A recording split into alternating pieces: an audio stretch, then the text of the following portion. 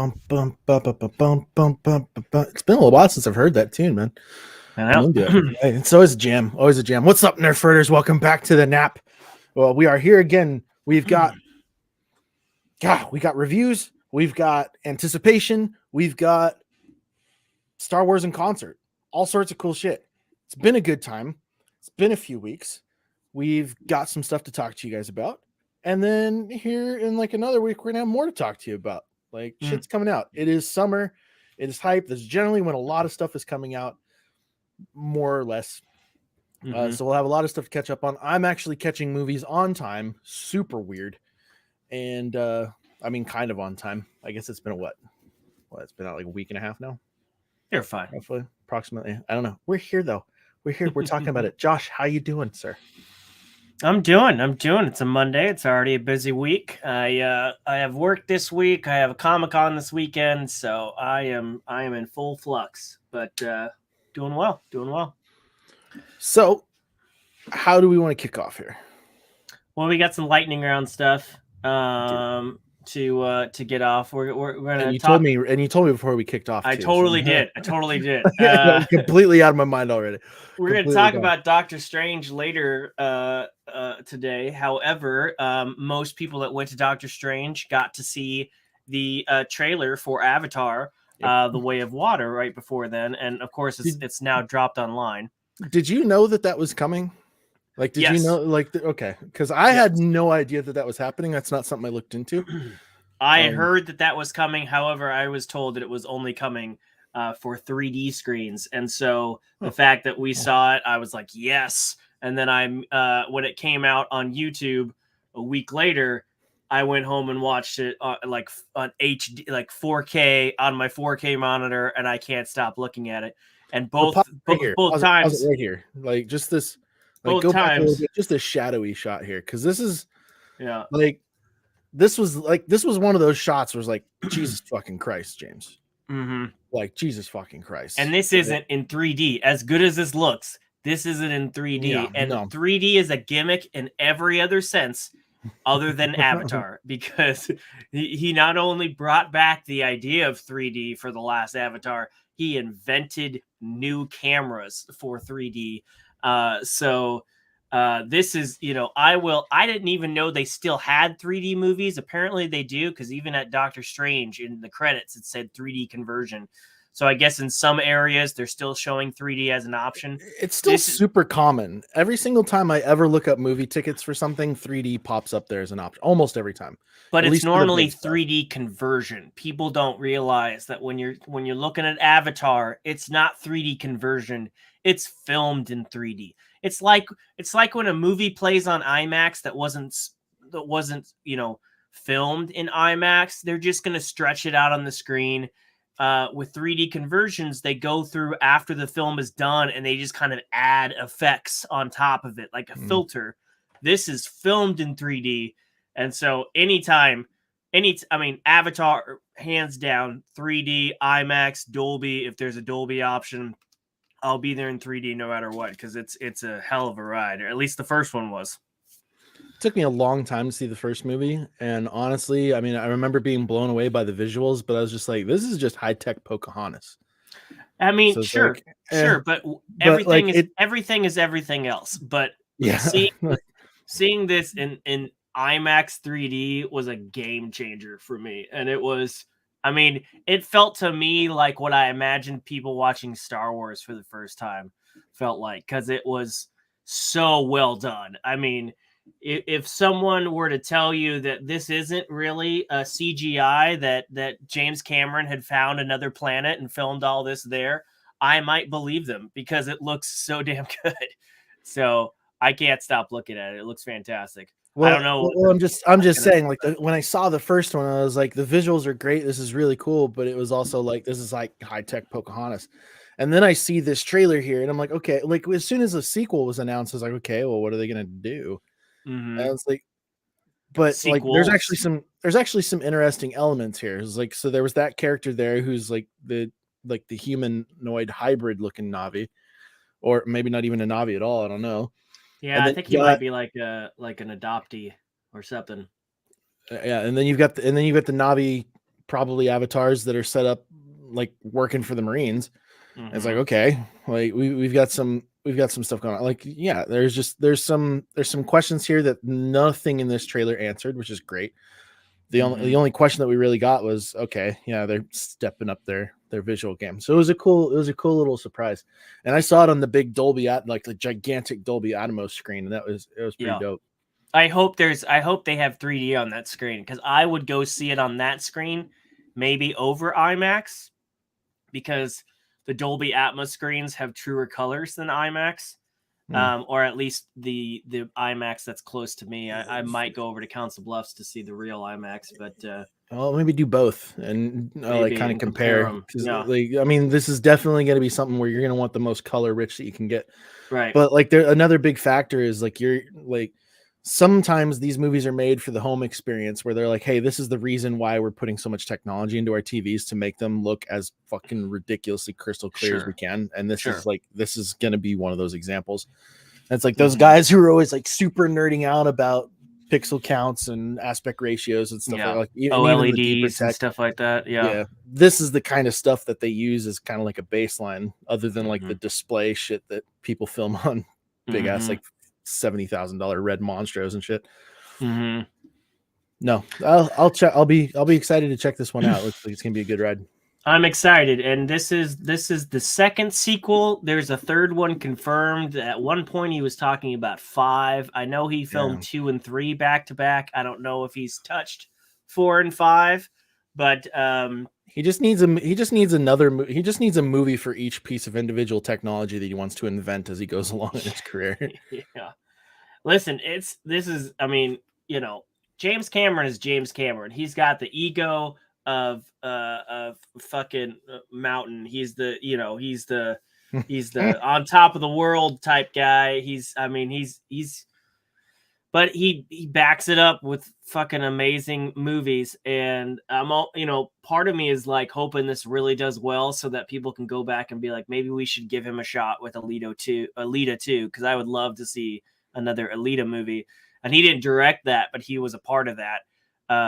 And so either way, this looks amazing. And again, it looks amazing in 4K on a 4K monitor.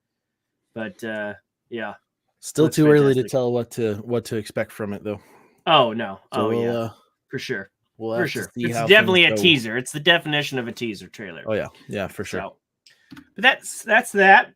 But let's see what else we got. We have you and I went to see Empire Strikes Back and with the Omaha Symphony at the Holland Center over the weekend. That was kind of cool.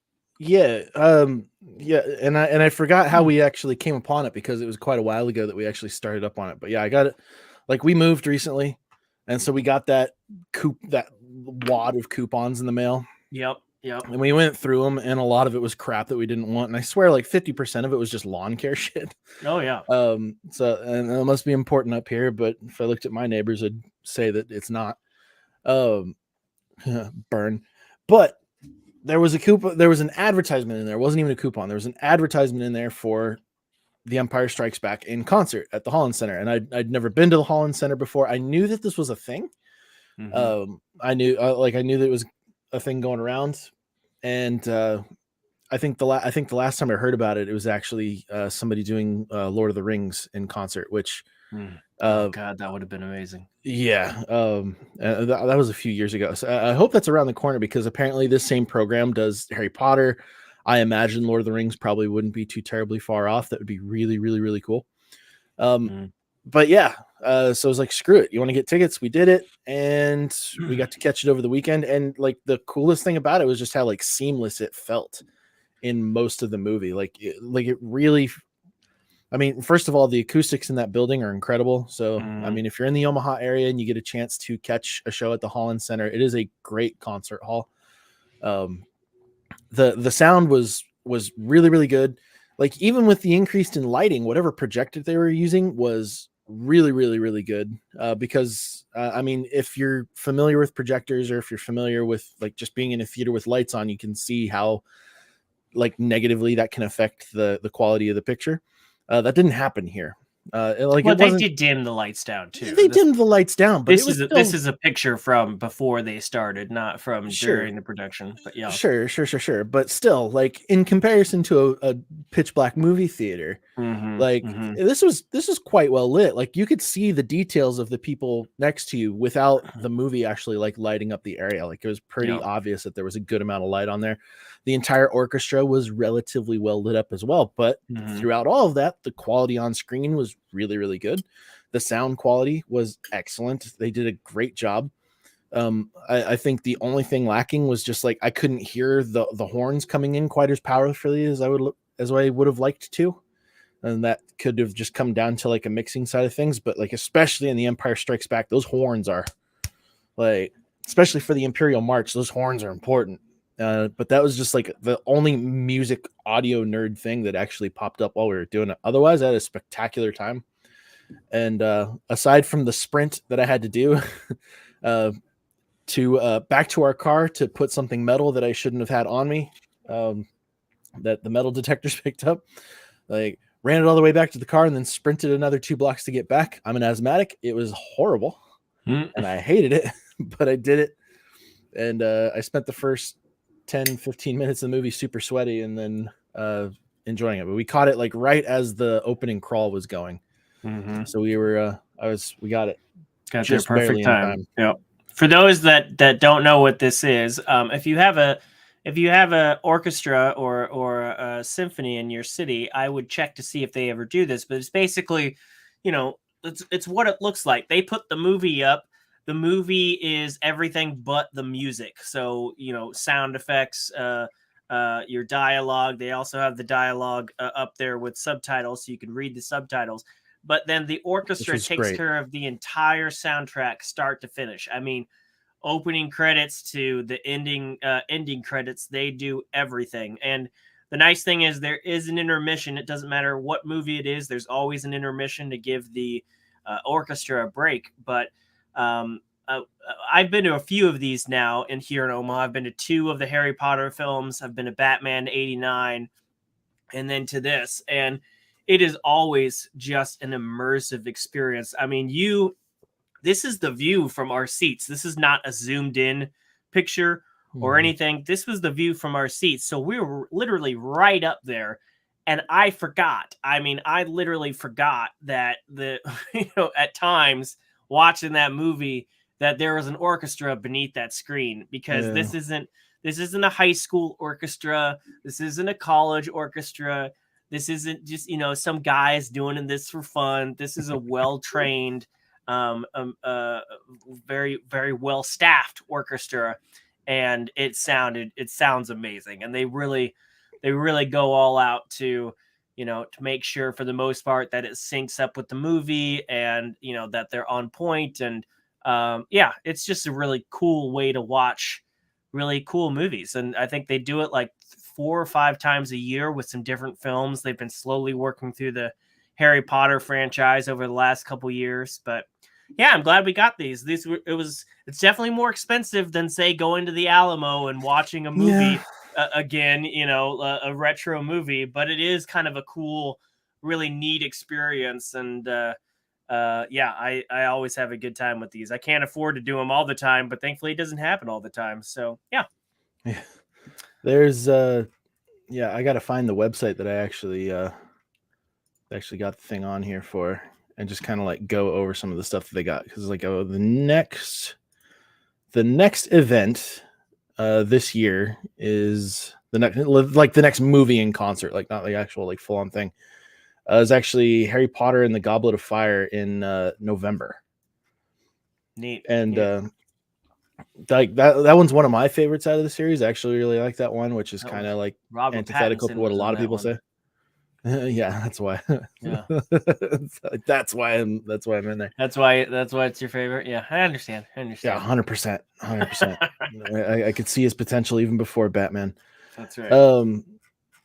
Yeah, for Twilight. I'm really sad not to see another thing for like a thing for Lord of the Rings in concert. That's kind of sad, but that's okay. I don't know if that's ever been in town, but I don't know. I know that I've seen it on Reddit. We should start a petition Oh yeah, I've seen this on Reddit too. This is not an Omaha only thing. This is and it's not a traveling thing either because it is your local symphony. But yeah, I would, dude, and Lord of the Rings would sell out like immediately too. You know, that would be insane. And then of course the you'd two have towers. The two towers hearing the Return of the Rohirrim, King. I'd be Oh my like, oh god, yeah, I'm gonna Return of the cry. King. Well, yeah, Return and it's 20 endings. Any of them in general would get me, but yeah, specifically the Ride of the Rohirrim would be like, that Into the West, Into the West stuff, it always gets me. So yeah, I have the extended soundtracks on vinyl downstairs, and oh my gosh, I love them so much. Because we'd have to catch that in choir as well. Like they'd have to bring in a choir, not just an orchestra. That'd be cool though, wouldn't it? Wouldn't it be cool? That'd be sweet. I'm pretty sure one of the films I went to had a choir. If it was Batman, or if it was one of the Harry Potter ones, but I'm pretty sure one of them had a choir. And yeah, Harry Potter would definitely need choir in some of the parts for sure. Yeah, I think so. I think it was one of the Harry Potter ones. I'm trying to think. Anyway, yeah, this was a good time for us too. I want to catch it again, very soon, hopefully. I agree. It was nice for Maddie and Harry Potter one. We went to Batman '89 in concert in February of 2020. So literally like a month before everything shut down.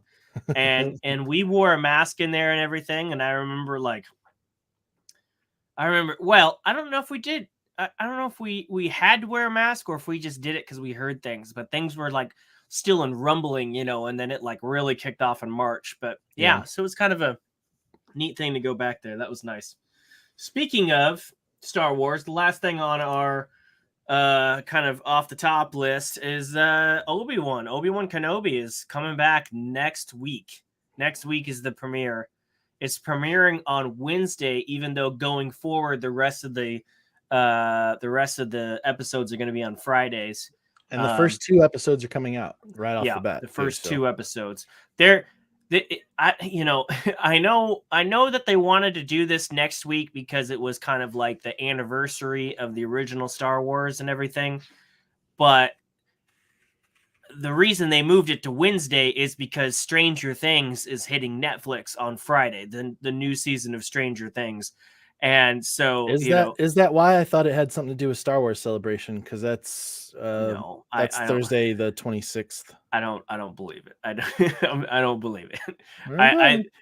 They announced Friday a couple months back, and you can't tell me that they didn't have Star Wars Celebration planned in March. So I don't believe that something changed since March where they suddenly are like, we need to debut it. I think. So I'll throw you a prediction. It sounds like a conspiracy theory, but I have a prediction that there's a character from the Star Wars universe, not necessarily the Star Wars canon, that we have seen, who is going to make an appearance in this show. And then be featured at Star Wars Celebration. But the actor's availability happened to like open up for Star Wars Celebration to actually like be at the panels there, and they're like, oh shit, okay, then we should be ready for this. And because if he shows up at Star Wars Celebration before his part in episode 2 shows up, who would be bigger than Obi-Wan and Anakin though? Well, Obi-Wan and Anakin aren't going to be a surprise. So we're talking about like a mind-blowing thing. And honestly, like, I mean, my gut tells me that like we might see, just because of teases in Boba Fett, that we might see Cal Kestis, specifically because BD1 showed up in there. There's a lot of talk about Jedi Survivor. And that's going to be making an appearance at Star Wars Celebration. They're going to give us some info on that. It would be really cool to see Cameron Monaghan there. I don't think his last name is Monaghan. Now that I say it, why is that? Cameron. Okay, yeah, Cameron Monaghan. All right, I was fucking doubting myself. What a bitch. But yeah, either that or there's going to be some sort of an announcement specifically around like the rise of Thrawn around this same time. And maybe Benedict Cumberbatch was like, hey, I can actually make it to Star Wars Celebration if you guys want me to be there. And they're like, shit, yes, we do. And we find out that Grand Admiral Thrawn is actually like one of the main pushers for what's going on here, kind of in his like rise to his prominence. So he probably wouldn't be Grand Admiral Thrawn at this point, but maybe. It was like, well, here's so I mean, whatever the reason is, I think it's a smart move. You know, yeah, don't coincide with Stranger Things. That's a good Netflix, call. But Netflix is still doing that stupid thing where they drop the entire season at once. They're not. I'm pretty sure they're doing that with Stranger Things again, even though they kind of switched that up a little bit with Ozark. Either way, I gotta say, I do kind of like that though. Like we had a long drawn out debate about this. I know. But anyway, if you were to tell me the original plan was one episode of Obi-Wan versus an entire season of Stranger Things, I'm pretty sure Stranger Things is going to dominate the weekend. So bringing this back a couple days, giving it its own kind of space, and then dropping 2 episodes, I think will be better for the premiere. Yeah, but at the same time, you've got like you're diving into the same fan bases here, and at the same time, we're not worried about we're not worried about ticket sales on either of these projects. No, but there still is. It's still competition. It doesn't matter if it's at home or in the theater. There's still competition. But yeah. I don't personally. I feel like Stranger Things isn't going to be as strong of a competition as it might have been a while ago. I'm not nearly as excited for Stranger Things season 4 as I am for Obi-Wan. Well, I don't care about the comp. I mean, I'll watch them both anyway. I'll catch them both. But in terms of Obi-Wan, having now that I know that Kumail Nanjiani is in this, I was pretty stoked about that. as another character. I know we're gonna get some big backstory stuff on whoever this Inquisitor is. And we know this is a 6-episode. They're calling it a one and done mini series. Whether or not that's true, we'll find out down the road.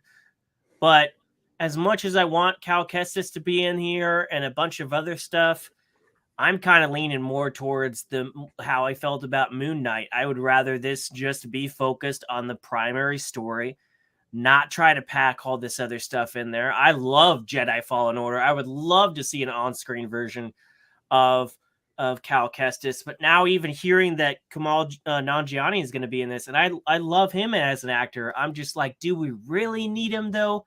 Like again, it's called Obi-Wan Kenobi. I don't need this to be a Hawkeye scenario where it's not about Obi-Wan Kenobi. It's about all these other people. It's okay to have side plots and to have side characters and to have characters with depth. But at some point, you're going to be adding too many people into a show that is literally called Obi-Wan Kenobi, and people want an Obi-Wan Kenobi show. So I hope it's not jam-packed with stuff. I hope it's, and then at the same time, we still want Vader. You know, they're bringing back Anakin, so I would hope that Anakin, what's his face, has actual screen. Hayden Christensen. I hope that he has screen time. And this only 6 episodes, guys. You can only pack so much into 6 episodes. Yeah, but if they want to have like kind of like this continued Star Wars universe of shows that they're doing, they're going to need to like start the basis of one or two of these characters off as it goes along. Do they need to though? Because in their minds they do. I know, but when they do that, 9 times out of 10, it weakens the primary story because they focus too much on that jumping off point, that's setting up. I don't care if Kumail Nanjiani has a show coming up. I'm sure it'll be great, but I don't want to see it. I want to see Obi-Wan Kenobi. You know? I think it really depends on how they do it. I think having Kumail Nanjiani in there isn't necessarily a down point or an indication of a possible down point in the way that their script is going to go. Because, like you said, 6 episodes, we're going to get 2 of them right off of the bat. Mm-hmm. Do we know if they're hour episodes? Have you heard anything about that? I haven't, but I also haven't looked into it, so I don't know. But if I was going to assume, I would say that they're probably going to be in like the 45-minute range, kind of similar to the way that they've been doing the other Marvel shows, because that formula seems to be working for them. People were kind of upset at how short and abrupt WandaVision was when it came out, and that was a great little baseline for them because their next few series that they came out with, where they did the longer length, it ended up working out a lot better.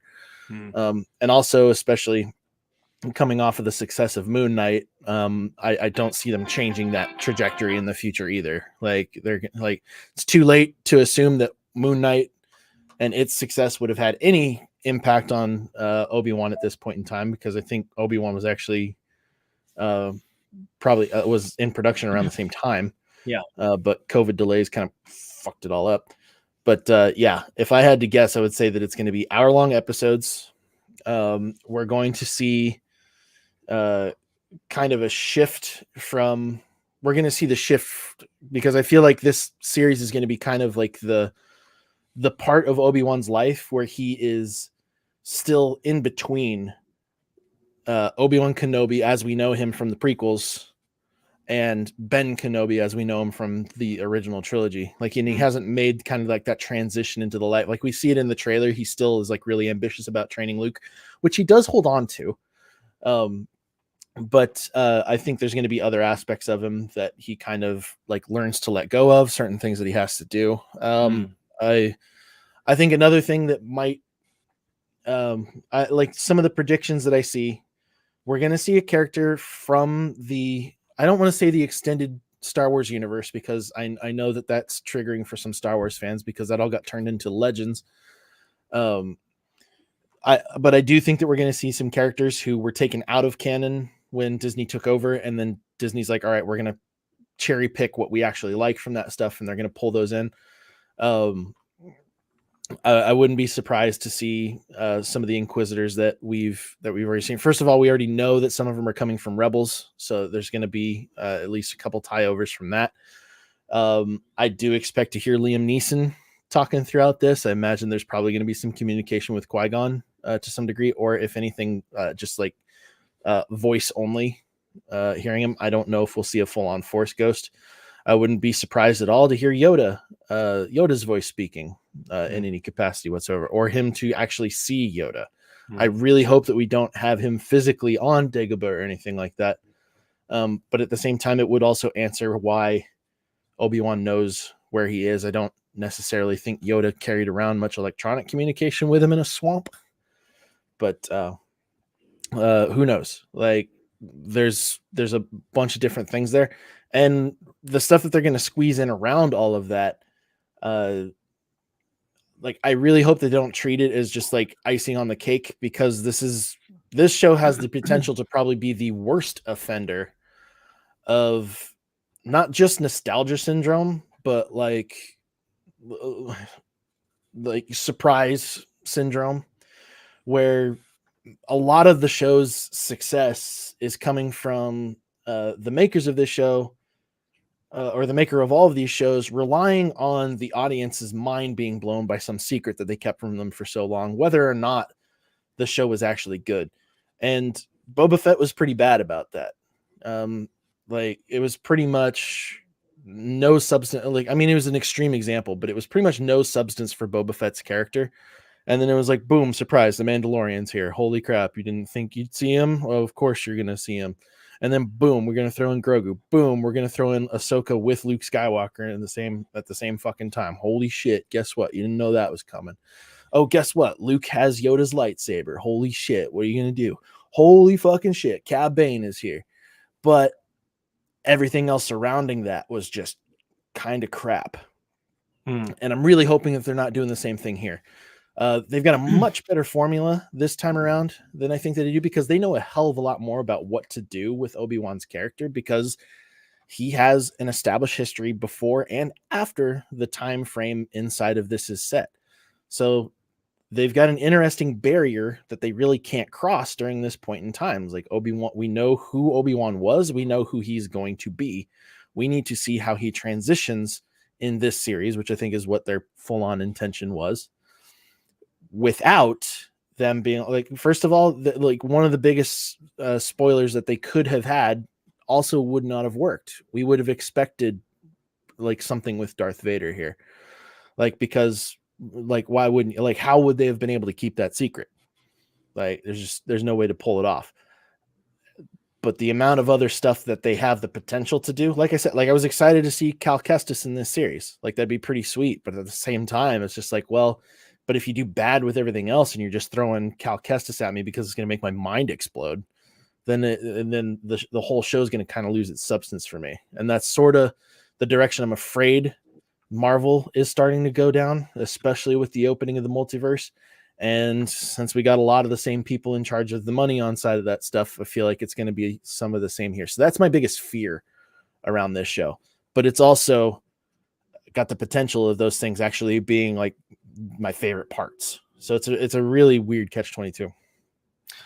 Well, I'm going to be the rare optimist for this. I'm usually not an optimist. However, the fact that they already went through a massive rewrite for this show gives me faith. This show, we were supposed to have this show by now, but they after the success of The Mandalorian and then the leaks, well, it wasn't just leaks. They said it themselves. They said it. They realized that the script for this show was too close to the themes of the first season of The Mandalorian. And they realized we can't do that. Thankfully, they realized we can't do that. So they spent another year redeveloping it. And that gives me hope. I really don't want this to be full of cameos. I really don't want it to be full of holy shit moments. I just want it to be good. The only thing I could see happening, and I'm not saying it would be a good thing, but I could see it happening, is Ahsoka making an appearance, because there are plenty of fans that would be like, oh my God, I would love to see live action Ahsoka meet live action Obi-Wan, and, just connecting the dots even further, making the Bad Batch and the Clone Wars series that much more solid and canonized and everything like that. I could see that happening. I certainly hope that doesn't happen. Well, I'm not saying I hope it doesn't happen. If it does happen, I hope it's not a huge part of it, because I really just want to focus on this. And I want to see what they do with Vader too. Is Vader going to have his own episode, kind of like The Mandalorian had an episode of Boba Fett? And if that's the case, are they bringing Hayden Christensen back because they have aspirations for more? There's rumors of him being a part of the Ahsoka series. There's rumors of a Vader series being developed, which would be great, because there's plenty of Vader comics and books about some of the best Star Wars content out there. Right. About, bringing him, the space between episode 3 and Rogue One and A New Hope. By the time Rogue One happens, he is just this feared killer. And I would love to see kind of the rise of the lore of Vader as we see it in so many other mediums. So I wouldn't mind if this show is a kicking off point for that. At least it would kind of make sense with this. I'd rather that be more natural than, detracting too much from the story with a new character. Either way, I'm excited. I'm very optimistic for this. I love seeing Joel Edgerton back on the role. And I believe his wife is the same character as well, although I don't know her name off the top of my head. But I love that they're bringing people back for that. And I'm excited. It's a week away, so I'm stoked. It's finally coming. I think the character that I do expect to see, and just because we've seen him seen the actor recently, is Tamara Morrison playing an old Grizzly Rex. Yeah, we could definitely see that. That's kind of the expectation that I have. And if he's going to be there, then Ahsoka could definitely be in that same episode, because they cross paths a lot. So that would make sense. I don't foresee Obi-Wan and him interacting much. Yeah. If not at all, maybe it's like some sort of side plot. But that's a character I think we have a really high likelihood of seeing, unless Dave Filoni decides that he's going to keep him in the animated world, because we've still got a season 2 of Bad Batch to see. So who knows? But yeah. But that wouldn't change anything, because we've seen Rex in Rebels, so we know. Yeah, and Rex survives the Bad Batch years. So yeah, we know how that goes. And Dave Filoni is good about threading his, the things that he's brought in those animated shows into the live action. So a lot of cool stuff coming. But we are now going to transfer from Star Wars to the other Disney property, Marvel. we're going to stay on Disney Plus for a bit and talk about Moon Knight, which has been done for 2 weeks now, but we haven't had a chance to talk about the finale, and I don't remember how much we talked about where we left off with it, but I kind of wanted to circle back and get your spoiler-free thoughts on the series as a whole, and then we'll switch over to spoiler talk after that. But yeah, what'd you think? Well, so I don't have too terrible much to say outside of spoilers. I am going to say watch the show. I think that it will be a much better experience binged, or at least watched in like close proximity. Because they do a really good job with cliffhangers. And that works out really well. But I feel like I'm going to enjoy it more on my second watch through, because I can watch it a little bit closer together, a little bit more rapidly. So I'm looking forward to that. I think Oscar Isaac, if there was ever talk of like Oscar level performance for any of these Disney Plus shows, it would be in this series, just around him. He does an excellent job with what he was given. And I mean, it's always impressive, almost always impressive. Let's say almost always impressive to see a single actor playing multiple characters that very wildly. And yeah, other than the accent in some places, I think he does a great job. There's a like his Maya, I think is what her name was in the show. Yep, Maya. I'm like, okay, like I don't know what it is, but Layla. I think Maya is the actress's name. Maybe. Layla, Moon Knight. This is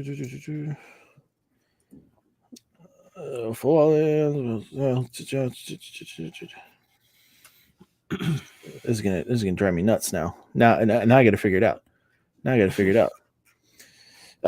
think she did a great job as like the sidekick, but also as like a very commanding sidekick. She had some really, really good scenes. And I don't know why it's taking me so long to just May Kalamawi. Okay, so kinda. It was almost Maya. But yeah, I think she did a really good job. Seeing her as like the new version of Scarlet Scarab was pretty cool. I didn't know that it was the new version of Scarlet Scarab right away, but it was pretty cool because I wasn't that deep in the comic side. Moon Knight was just the first that kind of introduced me, and then I kind of trailed off of him pretty fast for Thor. But yeah, she did an awesome job. I think Ethan Hawke was actually a pretty good villain this time around. And I've said it a lot of times, like in a Marvel series, the villain is going to be like how good the villain is going to mark how good the show actually was. And I think he did a pretty good job. Like I honestly, I really don't think that he got given quite enough to shine. I would have liked to see a little bit more out of him, but out of what he had, he plays creepy cult leader pretty damn good.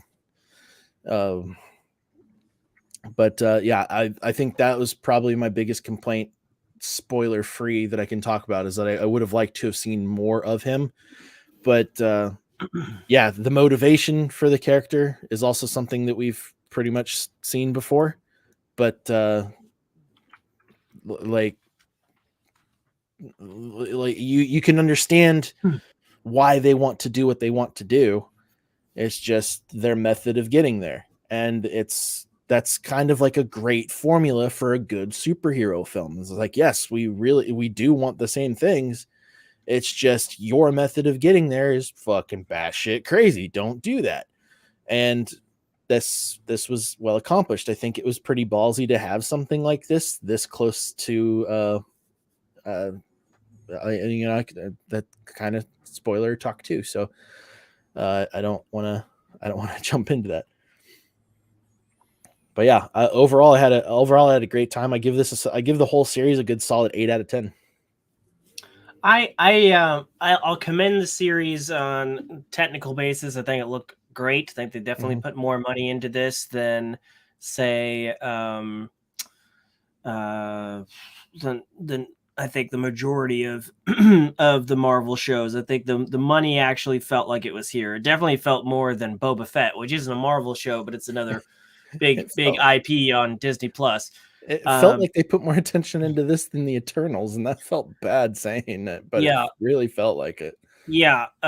So there's that. I am a huge Ethan Hawke fan, and when they announced that he was going to be the villain in here, I was honestly I was thinking about Kilgrave and Jessica Jones, and how I think David Tennant was criminally underutilized in that show. I mean, there were full-on episodes where he made no appearance, and if you have David Tennant as the serial killer villain, you put him in every fucking episode, and I will give them that at least they did put him Ethan Hawke in I'm pretty sure he was in every episode, whether it was a big part in that episode or a small part or part of whatever was going on in the characters' minds. I thought that he was great. I thought that he brought a very grounded sense to his villain. There's obviously a lot of magic, a lot of god stuff going on in this show, but the fact that, and even he has powers, but the fact that he brought this groundedness to his role, I really liked that. I think overall, the non-action parts of this show were more entertaining than the action. Most of the time, the action was kind of not great. It was either quick. It was quick. Sometimes the choreography was cool. Sometimes it just didn't look that great. And without going into spoilers, I thought the finale was just like, oh, we have to have this big Marvel fan fest, big fight, big crazy palooza fight for a finale, and it just kind of was like, okay, I want to get. There were elements that I wanted them to. Yeah, there was elements I wanted to see more. There were definitely questions that I had for this show, and we'll get into some of those questions. But at the end of the day, we knew from the beginning that Oscar Isaac had said he's not going to do one of those long contracts, those forever contracts that we hear a lot of these actors in the MCU signing. He said that was not his game. That was not what was going to happen. And so the idea that a second season could be coming from this show was always up in the air. And even recent comments from the director seem to hint that it's still up in the air. And his recent comments were, it would be, what did he say? It would be a waste and a disappointment if we don't get a season 2. And my spoiler-free comments to that is, well, then you should have made a better season 1. I don't think season 1 was trash. I think it was pretty darn entertaining, but I think it left a lot of stuff on the table, and it did. Even one more episode, a 7th episode, could have cleaned this up a little more. And this isn't the same issue that that Winter Soldier had with COVID, and WandaVision had with COVID. This was filmed well after those. And yes, COVID has still remained a thing, but studios have gotten around it. So I have yet to hear that as an excuse for why this show was 6 episodes versus longer. But I think with the amount of stuff that they left on the table, and then seemingly ended it, I would be disappointed if that's the end of it, because it didn't seem like a finished story. And I don't care if the plan is to eventually have a second season. That to me feels like the first season wasn't complete. But I can't get into it more without going into spoiler talk. So you ready for spoilers? Yeah, let's dive in. Okay. So spoiler banner is up there. That's all I'm changing for this. like I said, I wasn't a huge fan of the action. I really did love the back and forth between Steven and Mark. I think that was just some of the best parts of this show, their whole dynamic. What I didn't like was that there was clearly this third personality that we got teased the entire show, and then we finally got him, and it was like, was it a mid-credit scene, or was it the final scene of the show? I can't remember. It's been a minute since I saw the finale. It was I mean, it was basically after like the graphic credits rolled. Yeah, so a mid-credit scene. We didn't get like an end-to-end credit scene. Right. And it's Jake. And in this version of Jake, I have not read the comics, but I've been told by several people that in the comics, Jake is a taxi driver who's usually more competent and has more information than the other two are. He's not a killer. That is usually Mark's area of expertise. But for some reason in this show, Mark, the former mercenary, doesn't like to kill people. So Jake is this third personality that brutally kills people. And we get this quick mid-credit scene, and I'm like, where was this guy the whole we were teasing him the whole show, but I hated that we just got this like blip of him.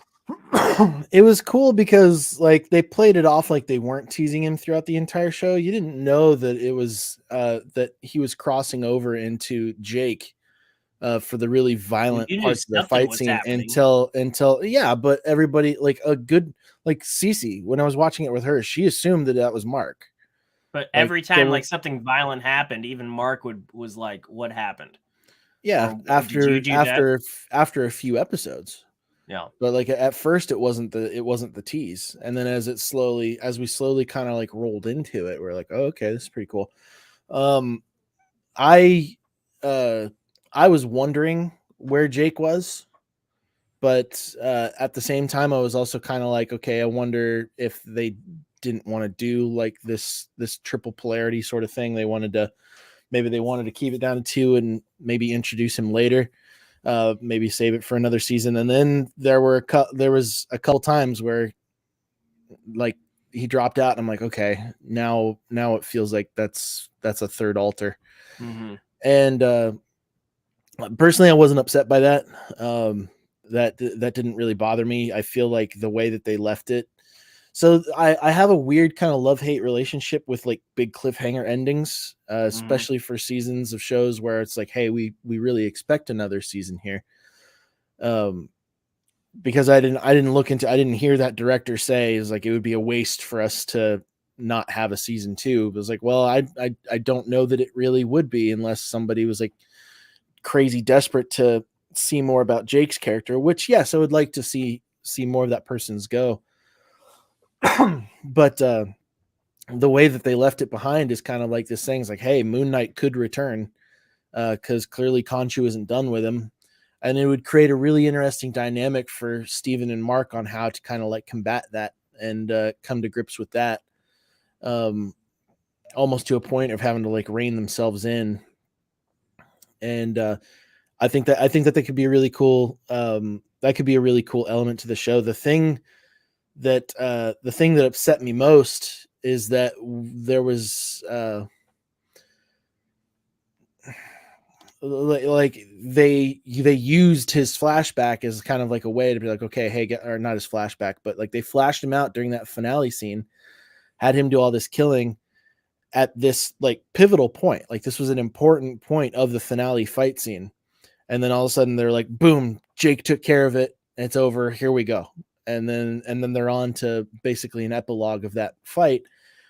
And it just felt like all the conflict just completely disappeared with no explanation whatsoever. It's like I'm fine with you guys introducing Jake at that point, but like the fight shouldn't have been over at that point. It's like, Jake, fine. He saved your life. And then you guys are saying it's like, we don't know who this was. That's crazy. But having Harrow be completely defeated at that point, to me, was where it was like really wasted. Like it would have served them a lot better for that to just be the thing that kind of like gets their upper hand back. And then kind of have that fight continue to a point where they're fighting their way through into this temple where they perform that final ritual on him. Like, it didn't even make sense that was Jake, because every other time that Jake, Jeffrey Miller says that's a cheap fight. Every time that they brought in Jake, one of the other two woke up to dead bodies. So the idea that Jake, they summoned Jake and then it didn't end in Harrow's death, because we do see him in the mid-credit scene. He's chilling at an insane asylum. That also didn't track. But it makes me feel like Jake doesn't have full control over when he can take over the body. Like, I mean, it's pretty obvious at that point to me, anyway. The scene, it's just though, like that fight should not have been ended there. Like, the fight should not have been ended there. It should have continued on. Like, that would have given us some sort of an indication when Jake did show up that Jake would have killed him, no question, but couldn't do it. Like, so having Jake bust in there at the very ending of that finale, have all of the fighting be done, it just doesn't make sense. It's not like it's a pretty big parallel between the first episode where he was bouncing between Jake, as we now know, that whole time, and the fight was still continuing. And I was like, that showed to me more of a situation where Jake could not control the swaps between personalities quite as much as Mark and Steven could, because like the fight wasn't over. Like, he got him to like a semi-calm point, and then Steven kind of like regained consciousness at those points. But the fight was still very much on. He was still very much in danger. And in this situation, the danger was gone. The fight was done. The enemies were neutralized, and Jake's just like, okay, here you go. I would kill him, but no, it's time for you to, like, that doesn't check for me. That didn't work. And that was the finale episode was the episode that I was the most upset over.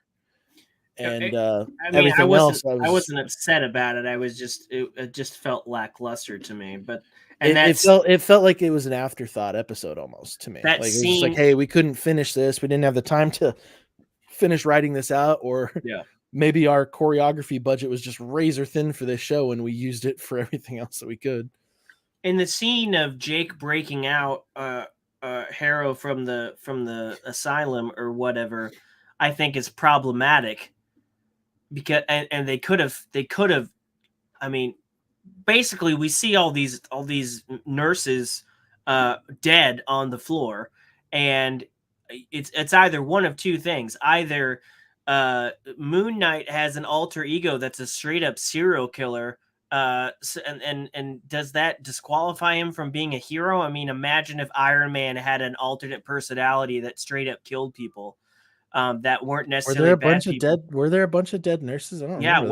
When he was wheeling Harrow out of the facility, Harrow kept looking down hallways, and you'd see a dead nurse and a blood pile over here, and a dead nurse and a blood pile over there. They could have fixed that and showed their arm to show like the scales, and maybe these were some of the followers kind of looking after Harrow even from inside the facility. And I could see them doing that to kind of retcon that afterwards. But there's straight up just dead nurses on the way out of that place. Jake's reveal was supposed to be the surprise, but everyone knew about it already. It was definitely a letdown. Yeah, I agree. So I was waiting for that whole time, and yeah, I agree that was just as the last little bit before the final credits roll. I didn't think that was very fulfilling, especially since we were teased so much. We were even teased on that boat when we saw the third coffin and him in that room, and they didn't want to let him out. So anyway, that's just part of it. I did not like the ending for Mark and Steven either, when they went back to the asylum in their head, and they kind of, told off Harrow and said, what we're going to do? We're going to go save the world. That doesn't make any sense either, because they had already told Khonshu that they didn't want to be tethered anymore. And to their knowledge, they no longer were. Khonshu is clearly not untethered from them, but they had said, we don't want to be a part of you anymore. And then in their little head thing, they're like, we're going to go save the world. How are you going to do that without any powers? Well, so that actually jumps into a different issue that I had with it. And I think it was something wrong with editing and continuity, because I think all of those asylum scenes were happening at the same time. Like probably all inside that same period. They just kind of like jumped back to it in like a really weird order.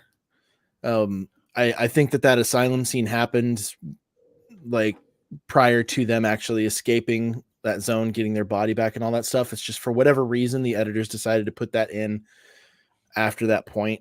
In a totally different episode. Yeah, that doesn't, I mean, I thought it was weird that they went back there as well. If it was supposed to be like the finale to that, yeah, it doesn't make sense at all. I think there was a lot of weird editing choices in the show. Mm-hmm. But not necessarily ones that I thought broke me out up until the finale. Like the finale just felt messy to me. I will say that the big beast, the alligator chick, I mean, she looked good. Her and Conchu's fight was pretty dope. I think that it didn't make sense when they were still small and inside the tomb that some of the bad guys could see her. That didn't make any sense. Like some of Harrow's henchmen were straight up looking at her like, oh my God, there's an alligator woman in front of us. That didn't make sense that they could see her. Then they could I think it did inside that. I think it did inside that temple, but outside of it, I don't think they would have been able to. They could see Conchu as well, and I was like, how can non-avatars see these beasts? I'm pretty sure that was like that phrase that Harrow mentioned as he was walking in the temple. It was like, you wouldn't believe what has been hidden from you and all that shit. It was like, so they walk into this temple of the gods, basically, and like, they can see them in the temple. Yeah, certain, like they can manifest to them inside that realm, so to speak. I don't know. That was a minor detail to me, and I was willing to let that one go. Like it was like the closer we got to the end, the weirder things sort of got, and the editing choices were just kind of getting stranger. There was some weird there was some really strange editing choices. There was some continuity issues specifically around that finale scene, and just the very instance that you were talking about in the asylum. And some weird ex machina with Osiris saving them, like opening up the gates to let him out, instead of Terawet having more to do with it. Yeah, I mean, it was just like they tried to show off a bunch of stuff about the Egyptian gods, and it's just like, okay, well, you guys went really far with Conchu and Amit and Terawet, and then like seeing these other avatars here, it was like, oh, he killed them, but actually he didn't, because we need to have some sort of exposition for Layla to come in on and find out how to actually take care of him, which actually answers the real question for why Jake didn't kill Harrow in that moment, because the ritual hadn't been performed. So like killing Harrow wouldn't have killed Amit. It would have wouldn't have been the workaround for it. Now that I think about it, like that answers it perfectly. Actually, like it's just, we had to go, like there was a lot of stuff that I had to go in and kind of dissect to kind of get like the full answers for, that should have been explained to us. Whereas the stuff that they chose to explain to us would have been, like some of the stuff that they chose to explain to us would have been easy enough to figure out had they just shown us. Yeah. And that was kind of how it went. But I mean, like I said, like it didn't take away from like the whole experience of the show. I was super behind when the finale came out. Well, I wasn't super behind. I had the episode 5 and episode 6 to watch all at the same time. So like we burned through those last 2 episodes all on the same day. And that was after episode 4, where they left us on that cliffhanger of him being killed. I think spending an entire episode on him coming back might have been part of the problem. Like there probably was some stuff that could have been cut out. But there's definitely pacing issues throughout the whole series. Yeah. It starts off at one pace, then it super speeds up, then it kind of slows down for that episode of him coming back, and then it speeds up again. There was just waves of pacing that was all over the place. It was weird. It was weird for the coworkers in the museum to have such a prominent part of the first episode and then just never be seen again. Right. It's like, oh, he's fired. We're kicking him out there. It's like that. Like you could have just cut them out entirely. They could have just shown that he was like kind of a shit employee and kind of unreliable because he was. He didn't fucking, but he didn't know he was unreliable. It's like, and then spent so much time showing that he welched on this chick's date and he's a vegan who's going to order a steak. I thought that was kind of strange. It's just like, but again, editing choices is like, what do you cut? What do you keep? I feel like they could have cut some more stuff and then included more. And then you would have had time to include more throughout the series that would have like been more prominent for the actual story being told instead of some random odd ends. This was definitely, they put a lot of money, they put a lot of work into this series. I did ask, I did hope at the beginning that this wouldn't be spliced in with a lot of cameos. We didn't get that. There were single one. It was great. There were definitely a lot of theories of who could show up to this. In fact, there was a prominent theory that Gore the God Killer could be in this, kind of setting up Thor: Love and Thunder. I'm glad we didn't get any. I'm glad. I can't wait to see Blade. I can't wait to see, some more of that stuff. But I really didn't need it in this. We don't even really know where in the time frame this occurred. No, yeah, this was the most disconnected Marvel Disney Plus show that we've gotten so far, and that was refreshing, to say the least. So I liked it. I wouldn't call it my favorite Disney Plus show. I definitely appreciated the work that went into it, and definitely appreciated Oscar Isaac's acting and I almost said William Dafoe, Ethan Hawke's acting. I definitely appreciated the budget that went into this. It was lacking at certain parts, but for the most part, this was a very well budgeted show. They made the most with their money, and so I don't know why. It's not like I don't like it. It's just now that it's done, it's like I'm not thinking about it as much as I was thinking about other shows. Maybe it's because it's that unconnected. I am interested to see if and when this will ever pop back up. It's hard for me to think of Moon Knight showing up in a future Avengers show or something like that. Like I could see like this. I could see like a like Netflix did with the Defenders. I could see Moon Knight being in a Disney Plus show with other characters, maybe somehow in the future. But I see that happening more than anything else. Like we see him popping up again in any future. Like I'm really glad that he's not the Iron Fist of the Defenders out of that scenario. Sure. Like this one he came out like almost Daredevil range, but more so like Luke Cage or Jessica Jones level of enjoyment, and I'm happy with that. I don't have anything more to say about it. I don't either. It was what I was about to say too. Like that's kind of the closeout. It wasn't a forgettable series, but it also wasn't ridiculously spectacular. Yeah. And the stuff that I had more like kind of like you did, the stuff that I enjoyed more was actually the dynamic between Mark and Steve than it had anything to do with like Khonshu or Moon Knight itself. Seeing like that episode 5 was pretty incredible, and seeing like him dealing with like trauma and like what actually caused the break in them and how everything kind of crossed over, like that was actually pretty amazing. How they handled that, and I'm excited to see more of what I don't want to hold my breath, but I'm excited to see more of what they do with Oscar Isaac's range if they get the chance to use him again. Yeah, we'll see. But there was more Marvel that happened after this. Doctor Strange in the Multiverse of Madness came out, and I saw it opening day. You saw it within the week after, and then I saw it again here yesterday. We had a belated Mother's Day thing, and so me and my brother took my mom out to see it. So it's fresh in my mind. But just like we did with Moon Knight, we want to do a spoiler-free chat about this first before we get into spoilers. this was something I think both me and you were super hyped for.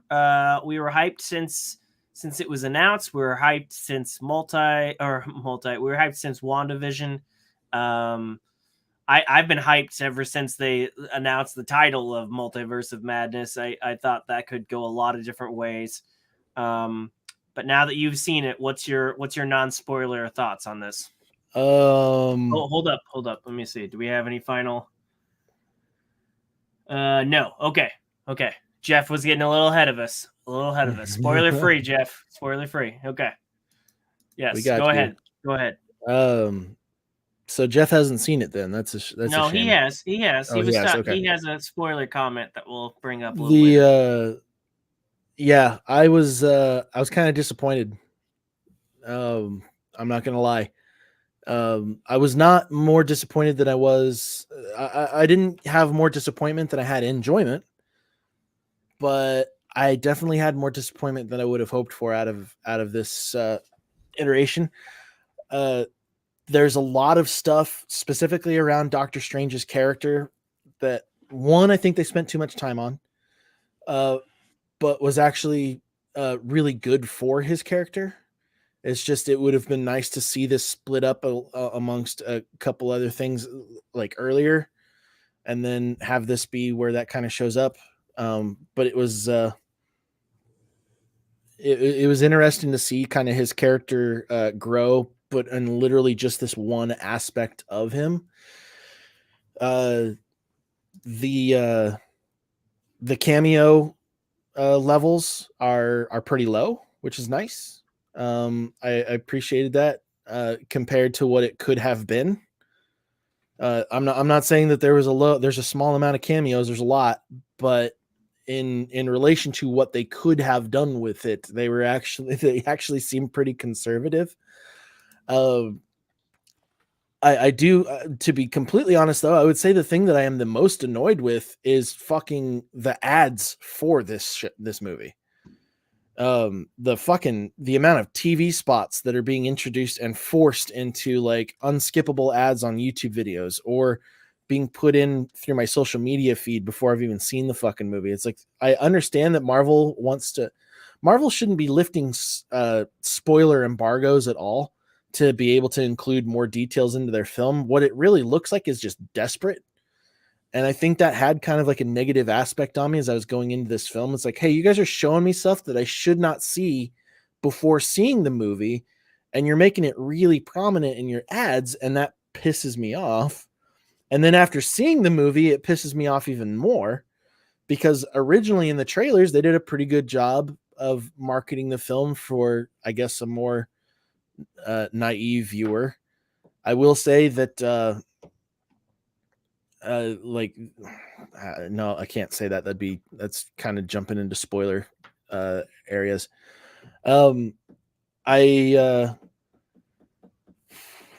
Under different circumstances, I would say that the growth that Scarlet Witch goes through, or that Wanda goes through in this series, would have been excellent.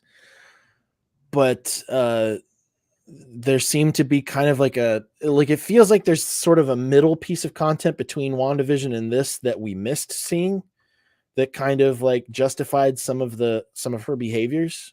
Mm-hmm. And that's kind of irritating.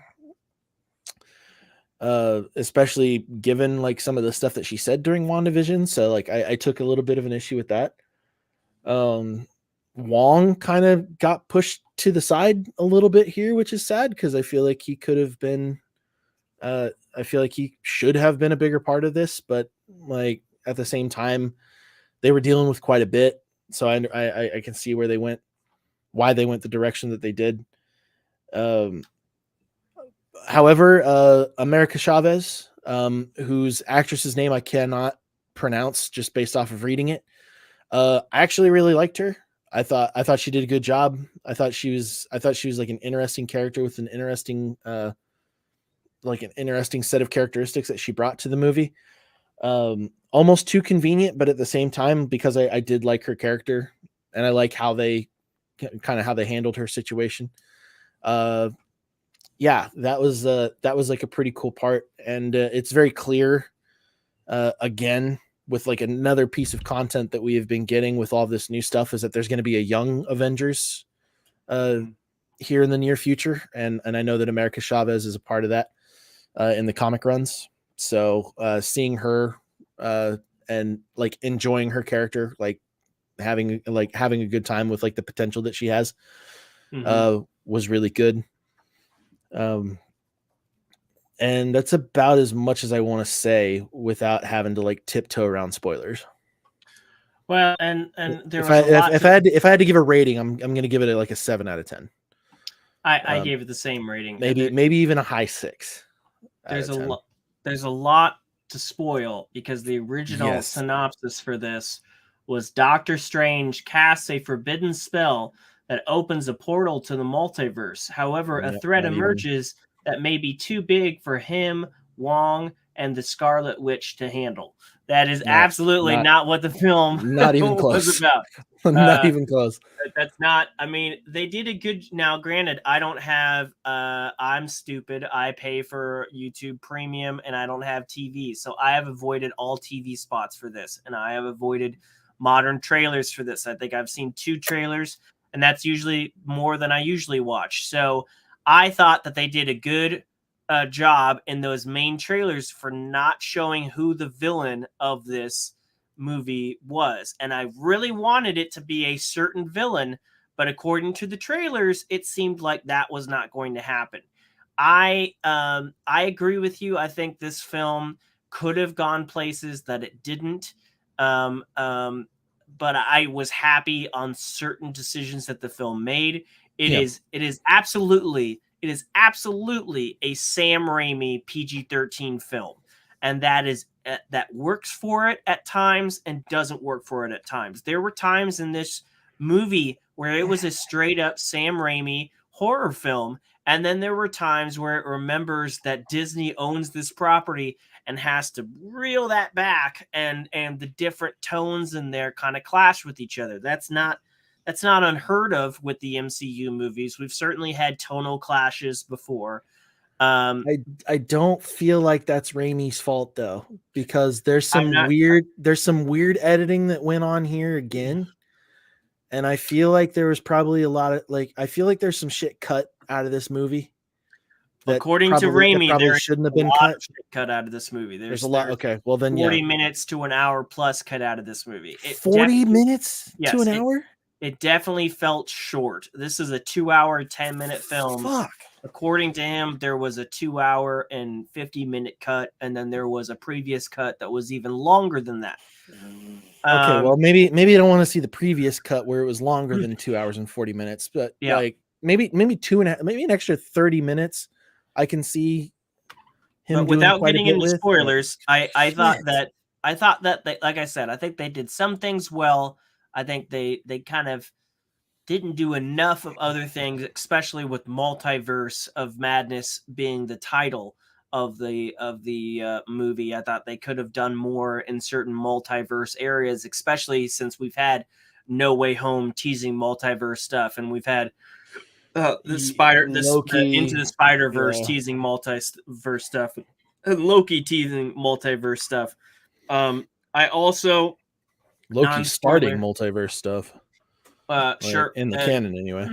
And I also felt like this was not as connected as I thought it was going to be. Release the Raimi cut. I like that, Jeffrey.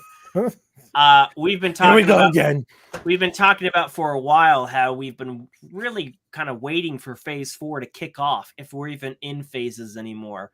And a lot of people thought that maybe this would be the film that does it.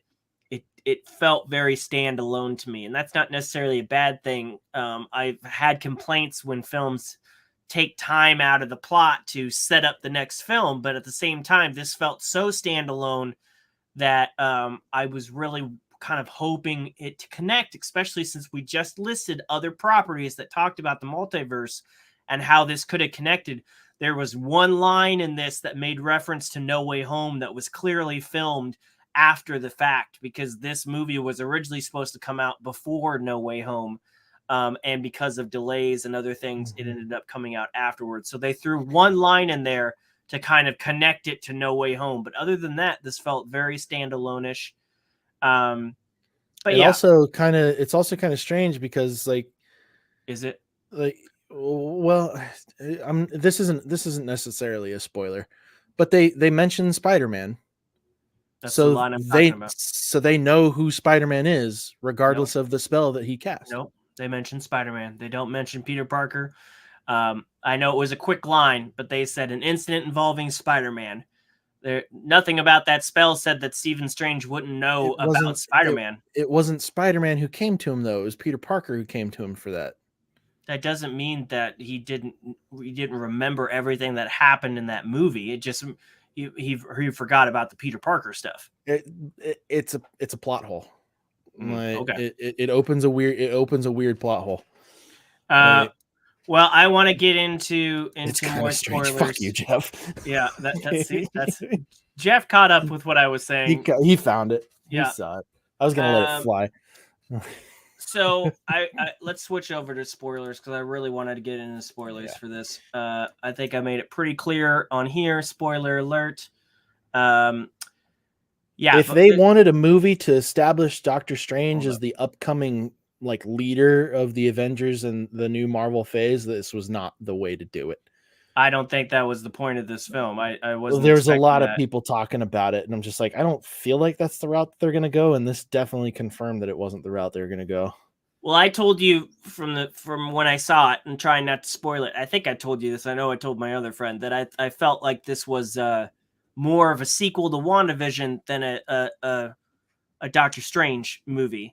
I don't remember us having that talk, but okay. Well, then that was with Mark. But I definitely felt like this was the movie sequel to WandaVision, and that is the villain that I am glad we got, because honestly, when I saw the trailers to this, and roll the tape back to when we were talking about WandaVision, I fucking hated the end of WandaVision. I thought that was a shit ending. I hated Monica. Is it Monica Rambeau or Maria Rambeau? Whichever the daughter Maria was. Rambeau. When she was there, when she was there saying, oh, they don't know the stuff you've sacrificed, and just kind of defending the gal that had tortured this town for, we don't know if it was days or weeks or months at that point. It was very unclear, who had straight up choked everybody out in the town, and then decided to,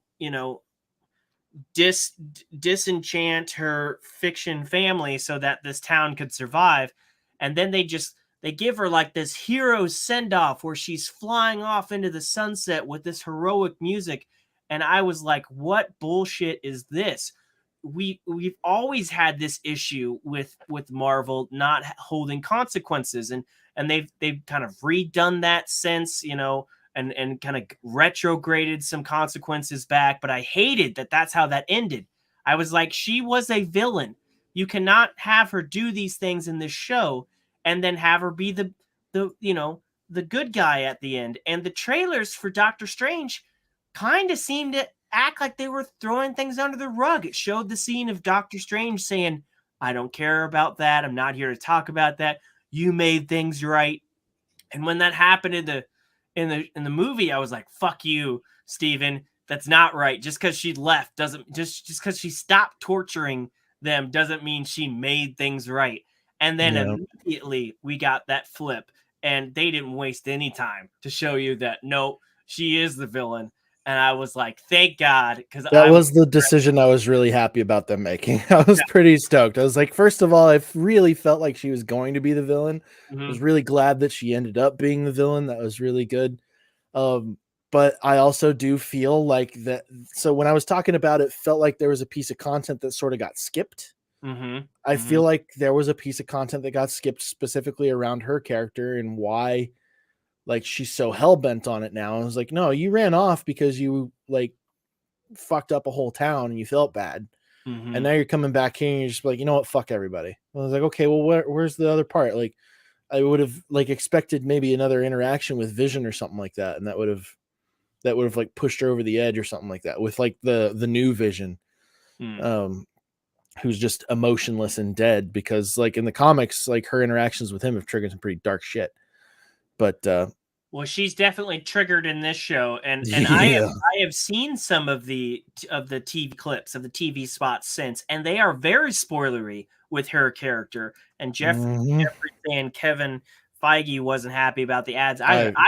I would be pissed off too had I seen a couple of those before this movie, because like I said, I thought the trailers did a good job of hiding the fact that she was the primary villain. The primary. Everything about it made me think that she's going to team up with Strange to fight, even if it was an alternate version of her. That's not what we got. We got her as the villain, and I really did like that. And then not only did we get her as the villain, she has a fucking body count in this film. I thought some of her fight scenes could have been better, and some of the interactions could have been better, but she straight up kills people. She goes past one of the more gory, like yes, gruesome things she in burns the a dude cinematic universe crawling so far. away from her, and we see it, and it's like she goes past that point of redeemable. She's there is no like, oh, you were misguided. She goes past that point, and I have seen some people try to walk that back, or try to account or justify everything that happens in this, to say that she's under the curse of the Darkhold. I don't think that's the case at all, because, and my argument to that is, and yes, there is a little scene that kind of maybe hints to she's submerged and the Darkhold has taken over her. We'll get to that later. But my argument against that is she's always been batshit crazy, and she's always been tormented by shit that's happened to her. The first time we saw her, she was playing games with the Avengers. She was throwing people's lives in danger. She planted the Ultron seed into Tony's head. She was fucked up back then. And then she just had a couple of good people come into her life to kind of point her in a better direction. But once those people were ripped from her again, she went back to her old ways. So all of that stuff, all of the stuff she did in WandaVision were before she got the Darkhold.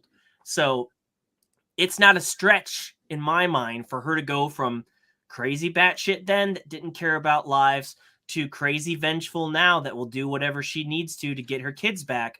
I didn't see this movie as her possessed by the Darkhold. If anything, it enabled her to be more of who she's been in the past.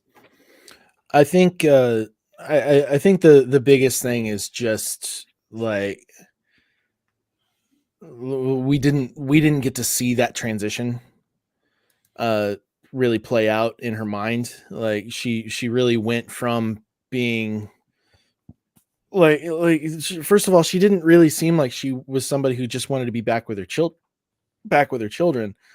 Like she seemed like she was, it was almost like, well, if I can't have my children, no one will. Like it wasn't about her getting back with her kids, it was about her having her kids. Like not like she needed to like they needed a mother. Like it wasn't something like that. It was like, I need to be back with them, I'm their mother, they need me. It was, she needs them at whatever cost. And she didn't care whose head she had to explode or how many Matrix ripoffs there needed to be committed in order for her to accomplish that goal. It was weird, to say the least, that they were going to make this kind of a leap. Honestly, I feel like maybe another maybe even another season of WandaVision before this, or something like that, where she goes through the Darkhold and we see some cameos from Doctor Strange or something like that, and kind of some sort of turns as far as where she goes. Maybe she went to Kamar-Taj to try and seek help with the Darkhold. So you think there was a leap? You think there was a leap between WandaVision and this? Do you think there's something missing? I don't think that there's a piece of content that they didn't give us. I feel like there should have been. I think it would have been a really interesting dynamic that popped into my head was one of the first Avengers that she really had a connection with in her introduction was Hawkeye. And Hawkeye had a really interesting situation, very similar to what she wanted to do around Endgame, and how he was willing to do whatever it takes. And that was a quote from Endgame. It was like, we're going to bring all these people back, whatever it takes. And that could have been a conversation. It's like it would have been really sensible for her to go to him for advice. He helped her out in Avengers Ultron. He was the one who tried busting her out during Civil War. Like, she went through that imprisonment with the Avengers. Like, she's grown with Clint. Like, she's seen that. And Clint has a family who he was willing to do just about anything for. He sacrificed a loved one of his in order to get them back as well, similar to her dynamic with Vision and how he's never going to be the same way that she has before. She would have gone to Clint and been like she probably wouldn't have given him all the details. It'd be like, hey, I created an interdimensional hex that enslaved an entire town just so I could have children and a family life. It was like, no, she probably wouldn't mention that part, but she would say that she probably has a chance to get her family back. And what position would he have been in to tell her anything other than, if like, that's what I did whatever it took.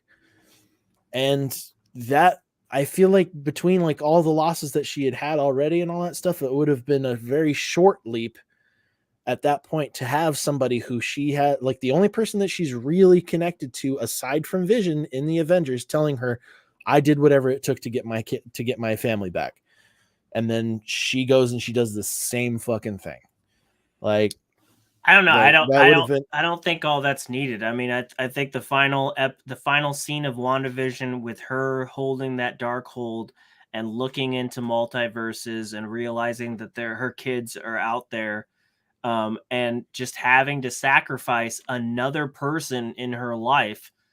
I thought that was, I didn't think she grew all that much over the series. I think she was just pointed when Hawkeye came to get her for Civil War. All they were doing was allowing her to take up her war against Iron Man again.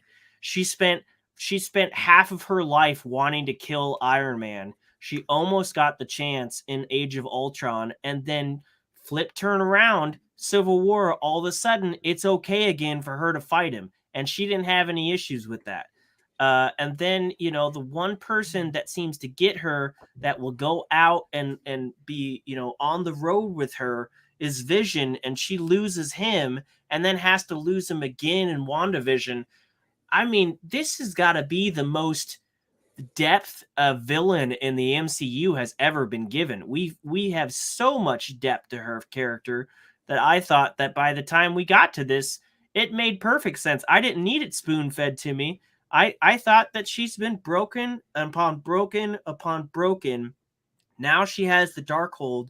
And then the film even goes further to show that another version of Doctor Strange had the Darkhold and thought that that was the answer. And even he bent to to his darker side while using that Darkhold. So the fact that Wanda was already this broken chick on the verge of another mental break, another vengeful mental break, now she has the Darkhold. I didn't think it was a stretch at all to see her go hell-bent. And so I appreciated it. I don't think it was a stretch. I felt like there was a leap that we didn't get to see between her, like, fucking with reality a little bit in order to get her kids back, and straight up murking everybody around her to get her kids back. Well, they stood in her way. Jeffrey here, and I think a lot of people were wondering if this was going to happen, honestly thought she'd introduce the X-Men or something resembling her No More Mutants thing. No, I feel like that. I feel like I understand why that theory came out, but it's a big part of her role in the comics, obviously, and her big villain moment in the comics of No More Mutants. True, but in a completely different opposite context from where we're currently at. Sure. So like that would have been supremely wishful thinking. Speaking of mutants, do you want to talk about the Illuminati, which featured a prominent mutant? Yeah. And that was Jeffrey's earlier comment. Talk about cameos. We had some in Doctor Strange. We did. We had the bottom row of cameos in Doctor Strange. Yeah. Honestly, the one that surprised me was actually John Krasinski as Mr. Fantastic. That one was Reed Richards. That one was the one that came way out of left field for me. That one was the better kept secret to me. Like, I know that it had been rumored that he was going to show up as that character in something down the road. I don't think anything had been like solidly confirmed at that point. No, it was strictly fan casting for the majority of it. Yeah, but it was really cool to see him in there. I imagine that he probably isn't even the actor they're going to get for the actual Fantastic Four content that they're producing. I feel like this might have been kind of like just a neat way for them to be like, hey, here, we gave you what you want. He's not going to be the one that does it, but they might also lock him in there. Personally, I didn't think that he was like a notable part of the movie, and he might wasn't given much to. No, really yeah, he was shine. like, we didn't really get to see anything out of it. The way we knew we were going to see Xavier, but yeah. I won't lie that I did get chills when I heard the 90s X-Men cartoon theme and kind of like that orchestral version like that. I did get chills, and we saw his yellow fucking wheelchair. We saw him like doing the thing and having like the fucking mind rays come out. Like that was really cool. Like that was pretty neat. But again, it kind of fell into that surprise culture that Marvel has created, where a big part of the thing that gets people talking about their content are the like, holy shit, I can't believe they did that. Oh, he's here. Oh, they're back. They're in. It's like yeah, but if it doesn't serve the story greatly, then what are we really doing? Thankfully, it did a lot to serve the story here. And it was a big part, and like having the Illuminati kind of explain to Strange what had happened with other iterations of his character was a big part of his growth in this movie. So I was really happy that they didn't throw it in just because they could. I felt like some of the characters that they chose were kind of a little off. Like seeing Captain Carter there was a little strange, but at the same time, she was the founder of S.H.I.E.L.D. So, like Peggy Carter was Captain Carter. Yeah, like it was a little strange. The thing that upset me most is that it was a multiversal version of Baron Mordo and not like the Baron Mordo that we know, and had been like why he didn't have like kind of a more prominent piece of this cake that was being served up here. Instead, they decided to introduce a multiversal version. It's like, well, like I really want to know what's happening to the one from our universe. Like how, like what's going on there? It's like we knew he was going to be in this movie, but then they're like, no, it's a completely different version of him who also wants to kill Strange, but for very different reasons. It's like, what the fuck then? Like, come on, help me out here. Like it would have been more interesting to see him kind of be another part of actually I don't know where I would have put him in this movie. I really don't. But maybe that was part of the 50 some minutes that was cut out of this film. Maybe there was something there. It would have been bad to have put him in another end credit scene, so I'm glad that they didn't do that. But yeah, I want to see evil Baron Mordo from our universe. And so seeing him in this one was kind of annoying. It was pretty funny like to see. Just dropped that for sure. It did kind of like Doctor Strange mentioned that he knew that Mordo has turned into this psychopath, but it didn't really seem very concerning to him. It just like, oh yeah, where I come from, he's a bad guy. Like it was kind of a throwaway. And apparently he's had some history with him already too. It's like of him trying to kill him. It's like, what? Come on, what? Where's that? Where's that movie? I want to see that. Yeah. Like, he's like one of the main villains in Doctor Strange of all time. Like, come on, like you can't just throw him under the rug. It was cool seeing Black Bolt, but he got wasted literally and figuratively. And then seeing Captain Marvel, when I knew it was going to be Captain Marvel, there were a bunch of people like I remember seeing a Twitter thread around a trailer that was thinking that was going to be perfect Iron Man, and it was Superior Iron Man. Yeah, Superior Iron Man. It was just like, no, it's not. It's fucking Captain Marvel. Look at it. And then she shows up as Captain Marvel. I'm like, yes, of course it fucking was. I was happy that it was Maria Rambeau and not Monica Rambeau, because there was a lot of people thinking that it was going to be Monica Rambeau, and I was the younger, the kid. Like, yeah, no, it was good that it was her. I got some comments though on these. I love seeing Bruce Campbell though. It's the last of the cameos that we'll talk about. Like, I knew it was. I had a feeling that he was going to be in this movie. It was really cool. The part that he got, it was just funny and comedic. I was like, yes, thank you, I appreciate that. Yeah. Going back to the Illuminati, I thought John Krasinski's role. I honestly think it's a trial. It's a could be. I think No Way Home has set precedent that the multiverse could be different people playing the same character. Doctor Strange has set another precedent that it could be different, the same person with a different haircut playing a character. So and they've also said that what's his name that has been doing these Spider-Man movies? Tom Holland. No, the director. What's his I can't face? remember. John Watts. So he was originally signed on to direct Fantastic Four, and he has just dropped out of that. And there's a big theory and a big push for John Krasinski to not only star as Reed Richards, but also direct that. And I think this could be a trial for that. I think this could be this is a fan casting that everybody's been begging for. Let's see if people actually like it. And if they do, we'll go down the Doctor Strange route and just say this is another version of him. If they don't, we'll go down the No Way Home route and cast somebody else in it. And it won't conflict with the precedents we've set up in this film. Either way, it made me smile because I know there was a lot of people that were fan casting him in there. He fit the part. Yeah. Like, he looked good. Yeah. Anson Mount coming back as Black Bolt,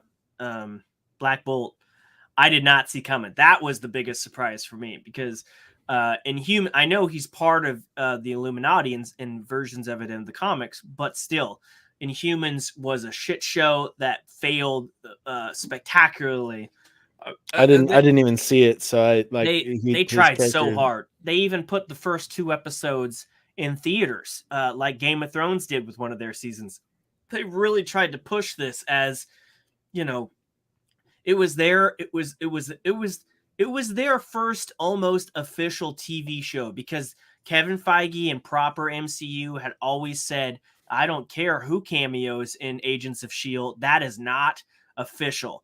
And then Netflix had their shows, and that was not official. Inhumans was official because it was supposed to be a movie, and then they turned it into a series, and it bombed. It bombed so bad. But I always love Anson Mount. I think he's a great actor. He's in Hell's on Wheels. He's having a really good week because he came out in this, and he came out in that brand new Star Trek show, Strange New Worlds. So seeing him in this, I thought was great. I thought his power set was really well done. They showed you how awesome he and how powerful he was, and then Wanda just used that against him. Captain Carter was cool to see her in live action. I liked seeing Monica Rambeau up there, or Maria Rambeau versus Monica. Not to mention, I love that actress. She was badass in 007. She's just a badass actor. I think she's great. I liked seeing Professor X up there. I thought his little hover thing was comically big. Like it really so was. Big. It was enormous. Like they could have slimmed that down for the on-screen thing a little bit. I was just like, this is a little crazy. I'm tired of seeing him get killed on screen, but I thought he was better in this than the recent season of Picard. But the problem was you will never skip out on an opportunity to throw a slight to that show. No, because I finally finished it and I fucking hated that show. But the Illuminati, as cool as it was to see them, they went out like bitches. And I don't, it was never said that the Illuminati was the best warriors of all the universes, or the most, it was that they were like the most reasonable or the smartest. They were brought in to be a governing body, not to be warriors. So that's fine that they maybe overestimated their because freaking Maria was like, oh, we'll take care of your witch if she dares step foot in here. And then she stepped foot in and just wiped the floor with these guys.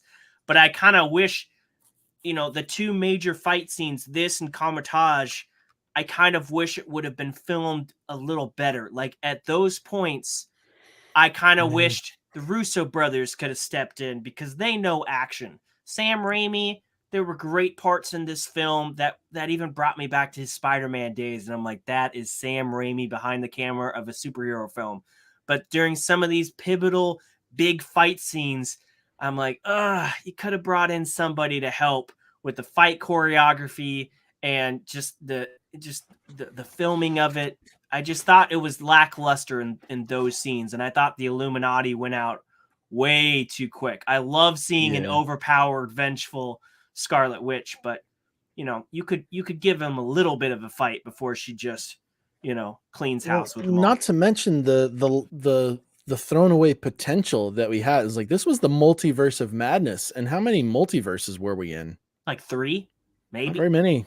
And we saw that one sequence that was like, it reminded me of the Into the Spider-Verse trailer for the next, like it was that trailer, and the trailer was longer than the scene in the movie, and I'm like, oh, that's cool. That's, and then it was done, and then that was kind of like one of the most interesting fight scenes that we could have gotten, right? Like, and it would have made sense. Would have been Wanda against Wanda.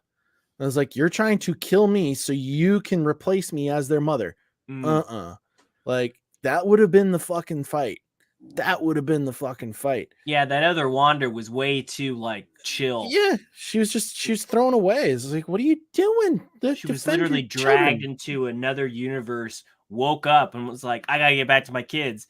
And then came across that person again and wasn't like, okay, you're trying to fuck my family up. She wasn't like, she was taking downers or something. She was way too chill. Yeah. She's a big old softie. She was the weird, way opposite of our Wanda, who is quick to get into the fight.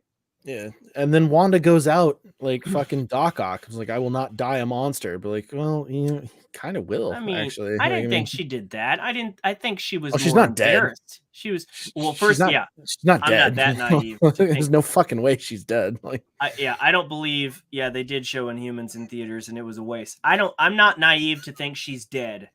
No, I don't think anybody is.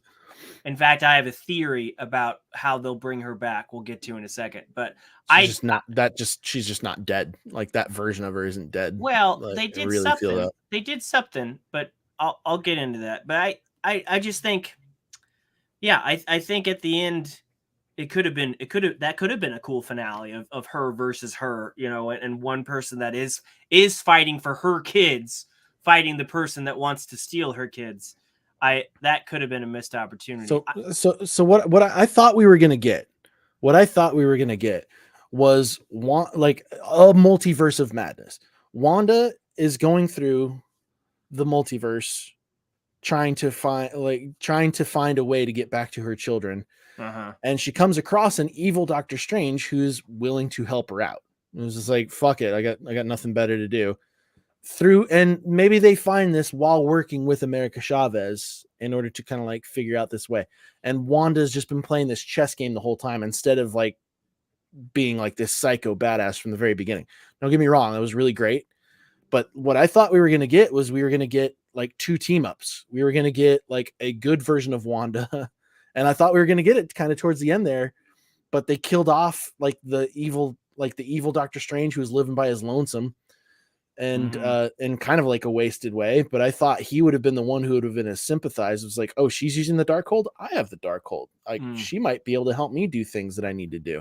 She can fuck with reality. She's a Nexus being, which never gets talked about at all either. There's like no real prominence to her character at all, other than like a quick thing from Wong's. Like she's either meant to destroy the universe or rule it. Like what? Okay, so why are we not like leading more into this shit here? And then like, so Doctor Strange, so she finds a multiverse where her children are alive, and she's like, all right, I'm going to kill this version of Wanda, and I'm going to assume my children. And then good Doctor Strange and good Wanda are like, okay, we got to work on that because that can't happen. Like, I thought that was the route that we were going to go down. And then they're like, no, we got to have zombie Doctor Strange in here, even though we saw that already. Like, I did like it was cool.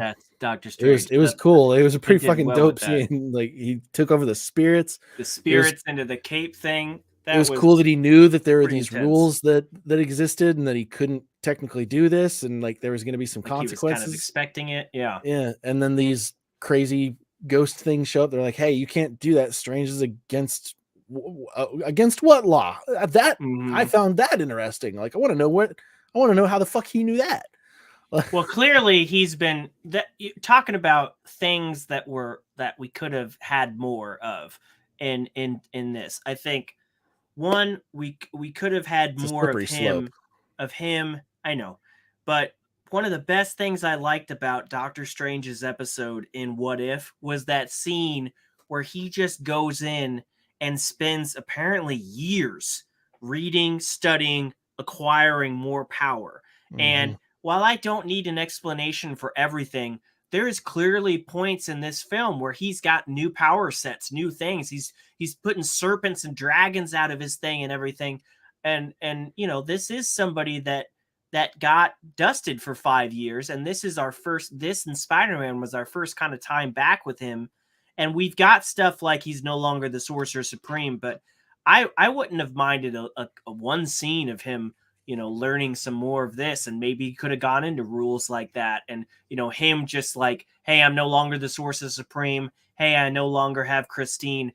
I'm just going to go back to basics and really dig deep and really learn more shit. I would have appreciated that. I would have also appreciated more of America Chavez, because we got nothing of her. She was I thought she was wasted in this show. When we did get stuff with her power set was cool. I really liked what we got. We didn't get nearly enough of her. Yeah, and also they kind of like, if you look her up, because that's the first thing that I did. I knew she was in the comics. I know she has her own thing. Haven't even gotten started with her yet, and how she has. About that. If you look up her power set, it's crazy. In the comics, she's a powerhouse. She's got every power that exists. She's one of the most powerful characters in the Marvel universe. Let me read you her powers in the comics: superhuman speed, superhuman strength, superhuman durability, interdimensional travel. We got that. Flight, bioluminescence, bulletproof skin, teleportation. Now, I get how someone would be like, that's way too much for one character in the MCU, but we could have given her at least one more power than just interdimensional travel, so that she could have been more involved in this. Because there were points in time where she was just like, if she can't do the travel, then she's just hanging around. And here's the problem. Here's what they created. They created a character with multidimensional travel who could not control her powers, and then did not have her triumph over that in any satisfying way whatsoever. Right. So we get introduced to her. She can't control these powers. She doesn't know what to do. At no point do they attempt to work with her on how to control those powers. They just at the end, you can do it. Yeah. It's just like they gave her a pat on the shoulder and boom, she had it figured out. Right. Like, she just needed a pep talk. Are you fucking me right now? Out of all the shit she's been through, this is the first time a pep talk has ever been tried. That doesn't make sense. That was not at all worthwhile. And that is the biggest issue that I take with her. And I feel like that might be in some of the shit that was probably cut out. Maybe. Now that I know that there's a shitload of stuff cut out, I'm like, because I already felt like there was a good amount cut out. I didn't know about fucking 40 minutes. Like, Jesus. I was thinking maybe there would have been like a good 10 to 20 minutes that could have been added to this just around her character and kind of like dealing with some of that stuff. But the way they just left her, that would have been better. Yeah. It felt like unless we have another multiverse story, we might never see her again. Like, I doubt that's the case. It seems like they're building up that Young Avengers, like you keep talking about. Yeah. But it just felt like, well, we'll bring her back when we just need keep another... showing up. And it's like they introduced her knowing that she's going to have content in the future. It's like, no, you can't do that. It's like, if you're going to introduce a character, she needs to be a relevant part of the story to where give her a little more the character actually, like every single character in a movie who is going to be who you're going to consider a main character or like a major supporting character, it needs to have an arc in that film in order for it to be satisfying. And we did not get that with her. I like that she's training at Comertage. Like, that's good. But like, that almost should have been instituted earlier. Like, instead of having it be kind of like the roller coaster, she could have had at least one more power to be like, yeah. Like, so she gets introduced to the universe. They find her, they help her out, they save her from the first demon thing, and then they go through some of these works and like, we're talking first act here, where they're working with her and she's kind of explaining who she is. We find out what she can kind of do, and they get some sort of hints to that. Sure. And then while they're working with her and investigating this stuff, that's when they find that the demon had like runes and shit like that. And they're like, oh, okay, well, I'll talk to Wanda. Into the Wanda thing. Immediately to it. Right to it. It's like, just give us some sort of an indication that she's trying to control these powers, because for the entirety of the movie, it feels like she just has this ability. She doesn't know what to do with it. She just kind of rolls with it. When it's convenient for the plot, it happens. Hopefully she ends up in a universe where she can eat. Right. Like, because that was like the only quirk that we really got out of her, is that she finds it funny that Steven can't speak Spanish, and that it's really hard to eat in an animated universe. Like, that being said, I like the actress. I thought the actress was great for the role, and I wanted more of her. The pieces that we got left me wanting more. It was like, no, so that's a testament. That's a testament to her. I did like her. I just wanted more of her. So yeah, then they threw the fucking LGBT community pin on her lapel to be like, oh look, we're being inclusive. That's what that felt like. Like, it felt like they wanted a queer Latina, like the first queer female Latina, like fucking character in their show, instead of having it be like a point of prominence, which is fine. It's like, yeah, you don't want to make that be the only thing about the character. Like, you certainly don't want that to be why you've included her, just so you can like have forced diversity or just pandering. I don't want you to throw that in there for it to be pandering. But if you're gonna put the character in there at all, like, fucking use her. And they didn't. Like, they didn't. And like, it left me wanting more out of that character, which I guess is successful. But she's going to be in future stuff, but like, it's irritating that that's the way it had to go. Although it did crack me up every time Doctor Strange or somebody else said, America's in trouble, and I'd be like, oh God, everybody. Are we talking about the character, or are we talking about the country? Like, which one are we talking about? Dude, I've seen so many reviews make the joke, America. Yeah. Fuck yeah. And I get that's from the comics. And I apparently it's weird in the comics too, because she comes from a world that doesn't have America. So I guess that's just a name. It's weird that it has stripes. Like that, exactly. Not stripes, and it had stars. I'm surprised it wasn't a stars and stripes combo. I do want to go back to what we were talking about Doctor Strange's powers. I will say that there's some hardcore right-wingers out there who are pissed that they have queer female Latina character named America in the MCU. And that gives me a lot of joy knowing that they're fucking lit the fuck up about it. Whose whole power set is crossing borders into other universes. I saw that joke too. So good. Yeah. I wasn't going to make that one, but it's hilarious. Yeah, it's great. Going back to, and Jeffrey mentions this as well, I thought Doctor Strange fight with Thanos was so much better than Doctor Strange fighting himself. I thought the whole music fight was interesting, but this goes back to how I would like to have seen him. He just seems to know all these new power sets as well. And I thought that was kind of cool. But yeah, I mean, ever since that fight with Thanos, he was like boss level with Thanos, and we have yet to see him. He didn't even bring that out against Wanda, I feel like. Like, where was that guy when Comertage was under attack? And if Doctor Strange can do that, that means Wong at least could do that. And I didn't see Wong and the former Sorcerer Supreme going boss mode against Wanda at Comertage. I thought that was kind of underutilized. I thought Wong was bested way too easily in this movie. Yeah, that's very true, especially for the Sorcerer Supreme. But to be fair, he did come into being the Sorcerer Supreme from being a librarian. So I mean, it was a little bit of a. But he also takes his job seriously, and he does. And he does. read the book and everything. I do want to say though. Now this is going to be kind of new. This is going to be kind of niche. I don't know how that music fight. Like that kind of made me mad, and I'll tell you why. So there's a TikToker. He's a game developer. His name's Steven Dungu, or Dungu. I don't know how you pronounce it. It's Ddungu. I came across him on TikTok. He's also on YouTube. He does like music covers and stuff like that. But he's developing a video game called Sword of Symphony, where the character, like the combat, is done through musical composition. And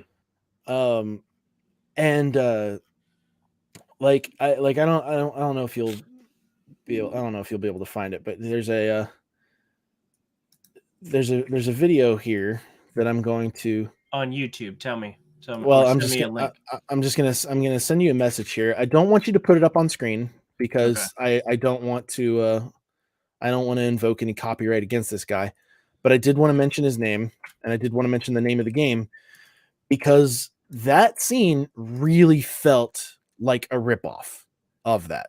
It seemed like somebody in the writer's room or somebody who was involved in it saw this video game, because it went viral. Like it went viral on TikTok. Like this was a big thing. And I had been seeing stuff like this for like the past year, and he's been developing this for who knows how long.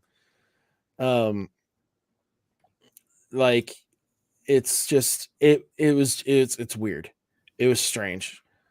Like so back in like September of 2021 was when the video came out for that link that I sent you. It looks cool.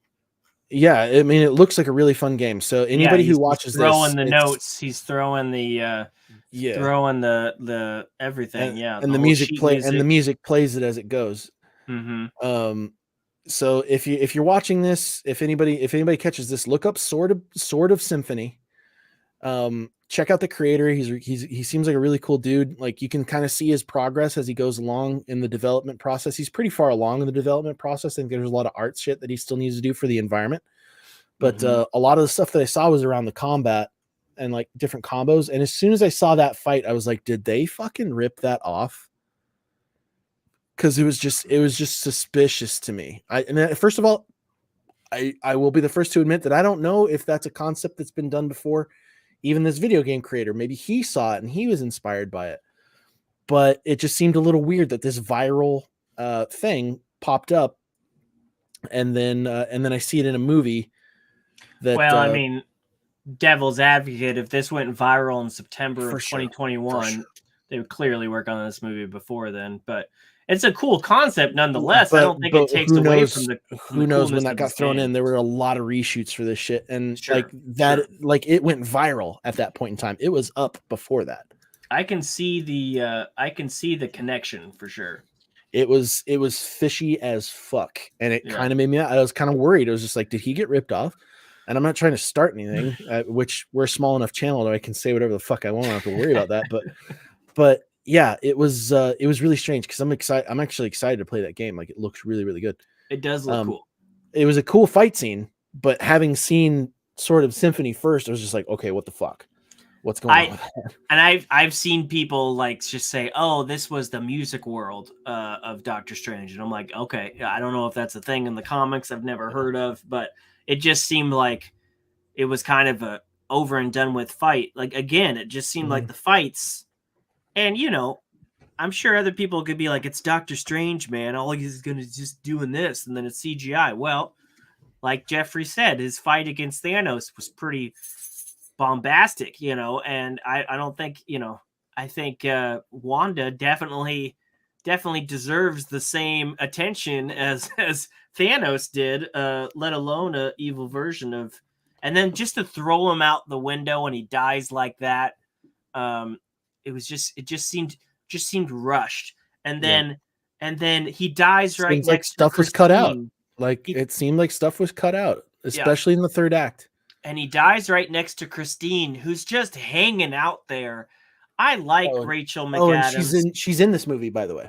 Rachel McAdams is in this movie for no real reason other than we want to put Rachel McAdams in the movie. She didn't really bring that much to it. I get that I liked her line in the beginning where she says, like, I can't. You always hold the knife or whatever. Yeah, you always hold the knife and you feel like you have to do it alone. Right. Like, but did we need her in the rest of the film? Like, no. I get they wanted to close the book so that they could introduce Clea, and who is apparently a romance for Doctor Strange in the comics. That's his wife. But I haven't read those, so I don't know that. But old school. Just them dragging her around, and she's just literally just standing out there in the gray void, like, I wonder what they're doing in that castle there.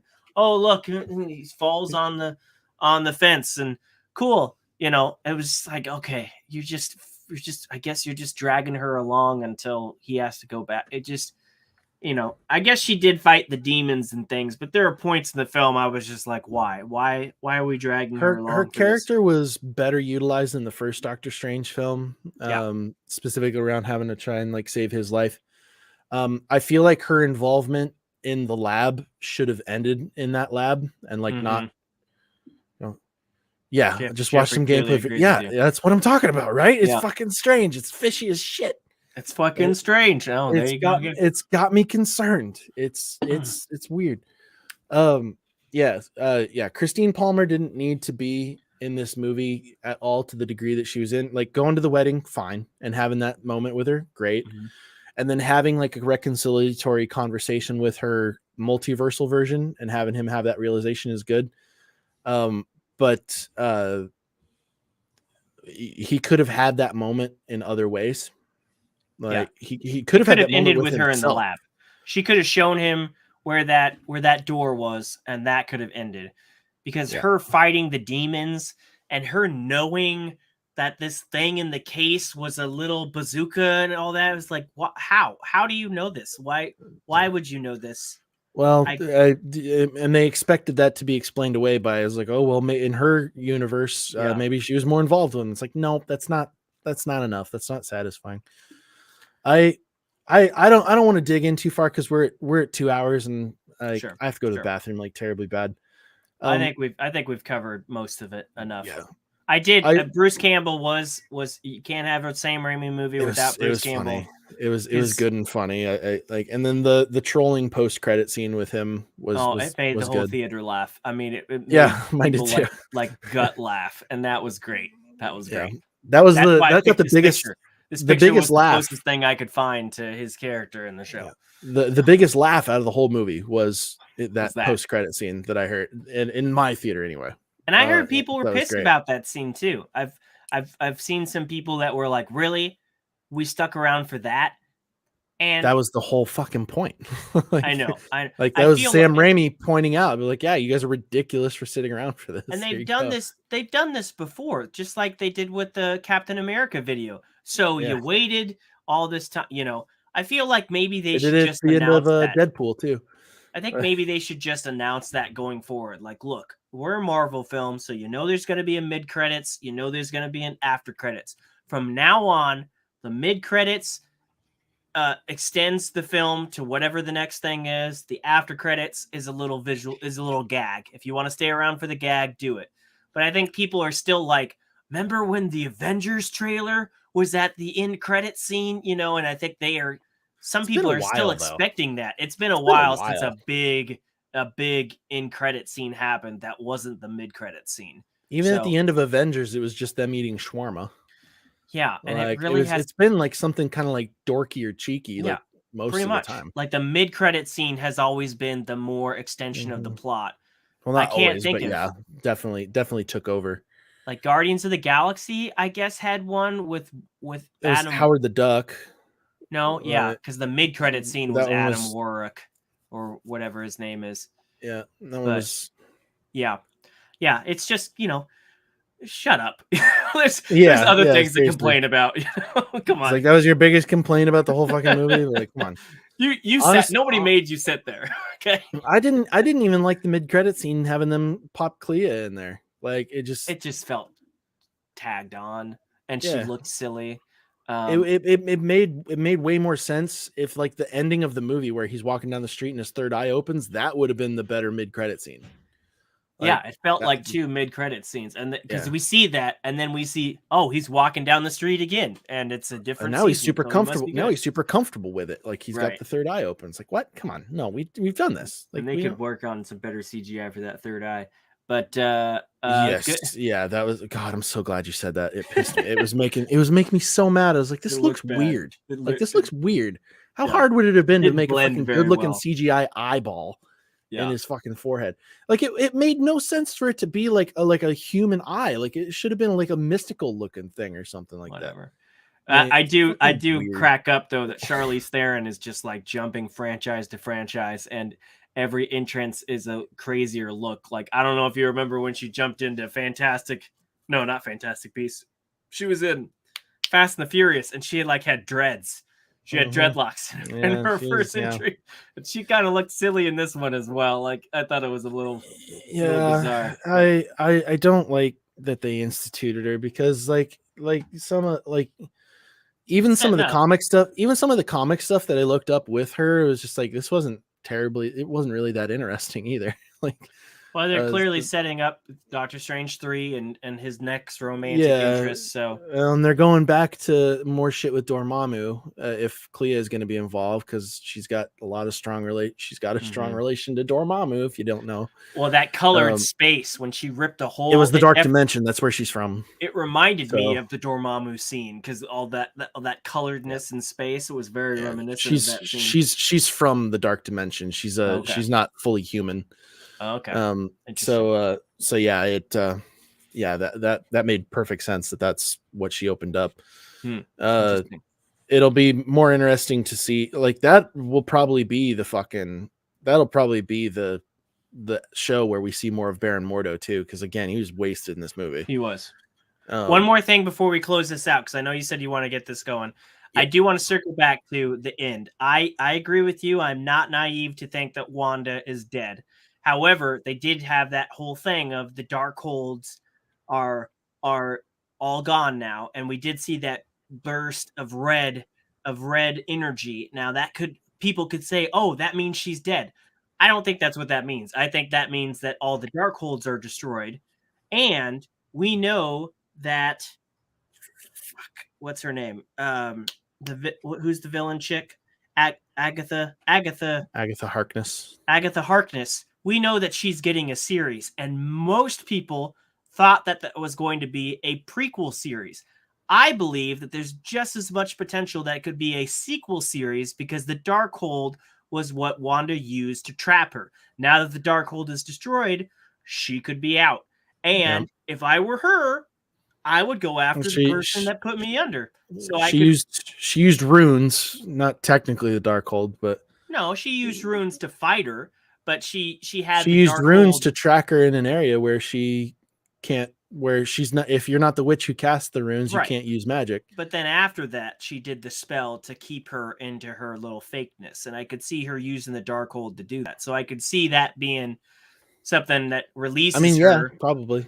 And then she goes and finds Wanda. So I could see that's how we eventually see the return of Wanda, is that she's not dead, she's just buried, and Agatha gets her out, and she still could be, because she had power before the Darkhold. She had the whole little, thing that she shared with Vision as a part of her. So even without the Darkhold, she still has power that could have kept her alive. So I don't think she's dead. I think we might not see her for a while.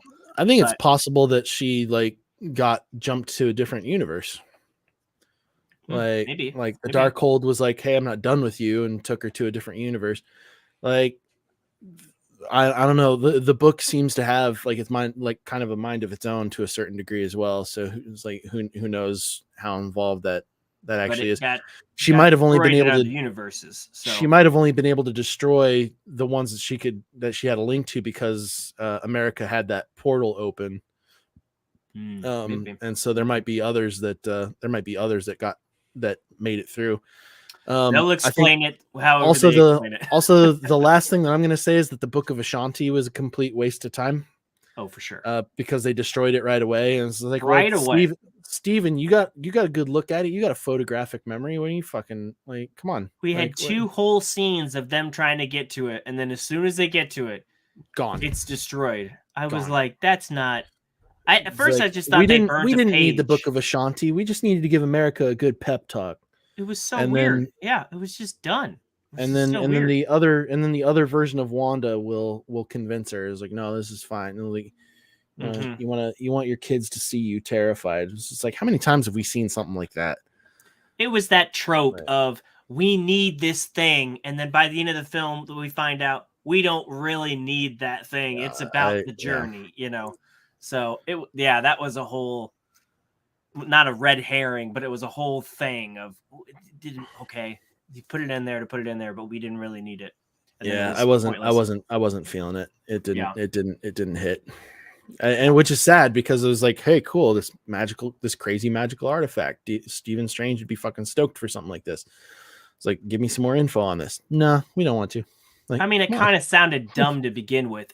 Something that'll give you whatever you need. That just sounds like what an ex machina tool, right? Right. But I don't think it's the last time that we might see something like it, though. Like, I think because we saw it was in other universes too, right? Like they mentioned it. Well, I don't know if it was actually in other universes because they found it in like the world between universes or something like that. But to find out that it's the only one is kind of odd when there was more than one Darkhold. Yeah, so there's probably be multiple. So there's probably more than one, but it's just like, well, if that's the case, then why would you put it in this way? It was just weird. It was just weird the way they included it. I would agree with you. 7 out of 10. It's not in my top 10 movies, but it's certainly not in my bottom 10, which is fine. I mean, it's a mid-range Marvel movie. It's like, you know what? Great. Fine. I don't even know is this the 27th film or the 28th film with the Disney Plus series. We're well into the 30s of official MCU canon stuff. But in terms of films, this has to be like 26th to 27th film, right? There are 24 films. Spider-Man Far From Home released in Indian theaters and Far From Home. So this was back at that point. So, yes, 27 Marvel films. So this is the 27th Marvel film. This is the... So... Is it the 27th Marvel film?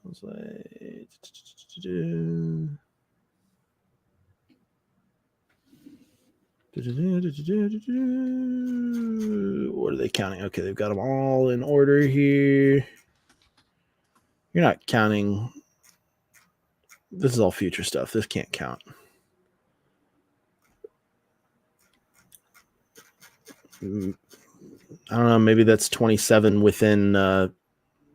because this list is including Thor: Love and Thunder, Black Panther: Wakanda Forever. That can't be right. So a bunch of announced 1, 2, 3, 4, 5, 6, 7, 8, 9, 10. This says it's the 28th film in the Marvel Universe.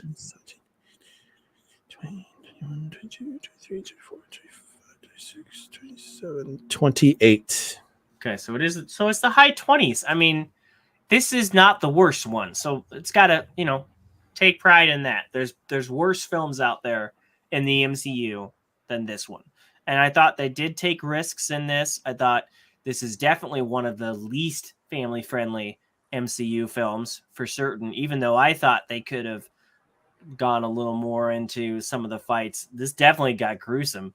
Mm-hmm. And I loved every time we saw that broken, bloody face of Wanda. I was like, yes, more of that. So there's a lot of stuff I liked. I think 7 out of 10 is still pretty good. I gotta say, like, I feel like 7 out of 10 max, but probably like 6.5 to 7 ish for me.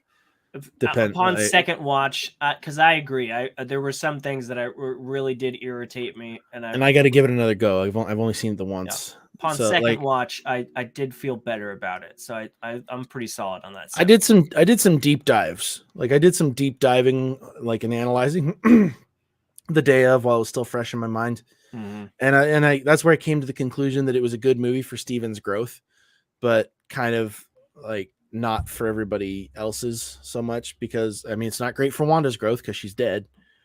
She's not dead, but like they killed her. Like they tried to say they killed her off. I appreciated that. Again, I feel like she is what few villains in the MCU got. She got depth.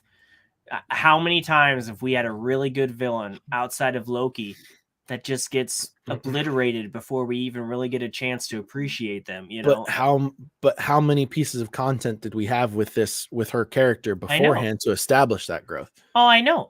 I'm not saying she had great depth in this film. I'm saying that because of the other films, she became a great deep villain that we don't often get. So that's why I get pissed every time we have a villain that gets killed off in the same movie we get them in. Shang-Chi, Killmonger, you know, how many of these villains, even Red Skull, where they have some great character bits to them, and then at the end of the film they're dead, and it's like, why? You know, do you not realize that one of the best things about these comics is that they can bring back these villains over time, because people like, yes, this guy's back. Where has he been? What's he been going? You know, I hate it. I don't like that the MCU just, you know, I'm sure it's a contract thing. Yeah. You know, they already have enough problems keeping all of these heroes contracts going and proper screen time. I'm sure they don't want to have to do the same thing on the opposite side with all the villains. But at least with Wanda, we got build up, and maybe that's why I just appreciated her villainous reign in this film, because of that backstory. And I think if other villains had time to build up over time, and sadly, Mordo was not one of those, because he's not in this film at all. This is a different one. He's not in this film, and maybe he'll be in Doctor Strange 3. But yeah, it felt like he got the shit end of the stick. Fucking better be. It just like, tossed him aside. I mean, Chiwetel Ejiofor in there, and you're not going to utilize him. Like, come on. At least he was in the film at some point, and he was a dick in whatever universe he's in. But yeah. Anyway, I think that's we've talked this for enough. now, Nerfers. I think that's going to wrap this episode up. I think we're going to close out there. Are you still listening, Jeff? I would be interested to see what you said. If you out of 10, what your rating? Yeah, I want to get Jeff's reaction. Jeff's rating as well. What did he say? He said, "Little did they know America's in trouble in real life." Every time they made that, I was like, I couldn't help it. It just sounded weird when they called her America. Just gonna scroll back to the Star Wars discussion. It's like, yeah, I'm 7. All right, cool. Okay. Right there. All right, good deal. I like it. Well, Nerfers, we want to hear your ratings too. So hit us up in those comments. Let us know what you felt about Stephen Strange in this version. Let us know what you thought about Doctor Strange Multiverse of the Madness. Let us know what you guys' thoughts are on the Obi-Wan series. What are you most anticipating? What are you most dreading? Hit us, like, I want to know it all. And let us know what you thought about Moon Knight. Be a part of the conversation. Hit us up in those comments. Don't forget to subscribe so you do not have to worry about missing out when we go live on this stuff. Hit that notification bell. It will let you know. And yeah, make sure you subscribe, hit that bell notification, follow us on social media, hit us up, be a part of the conversation. You can find all of our links in the description. Until next time, take it easy. See ya. Peace.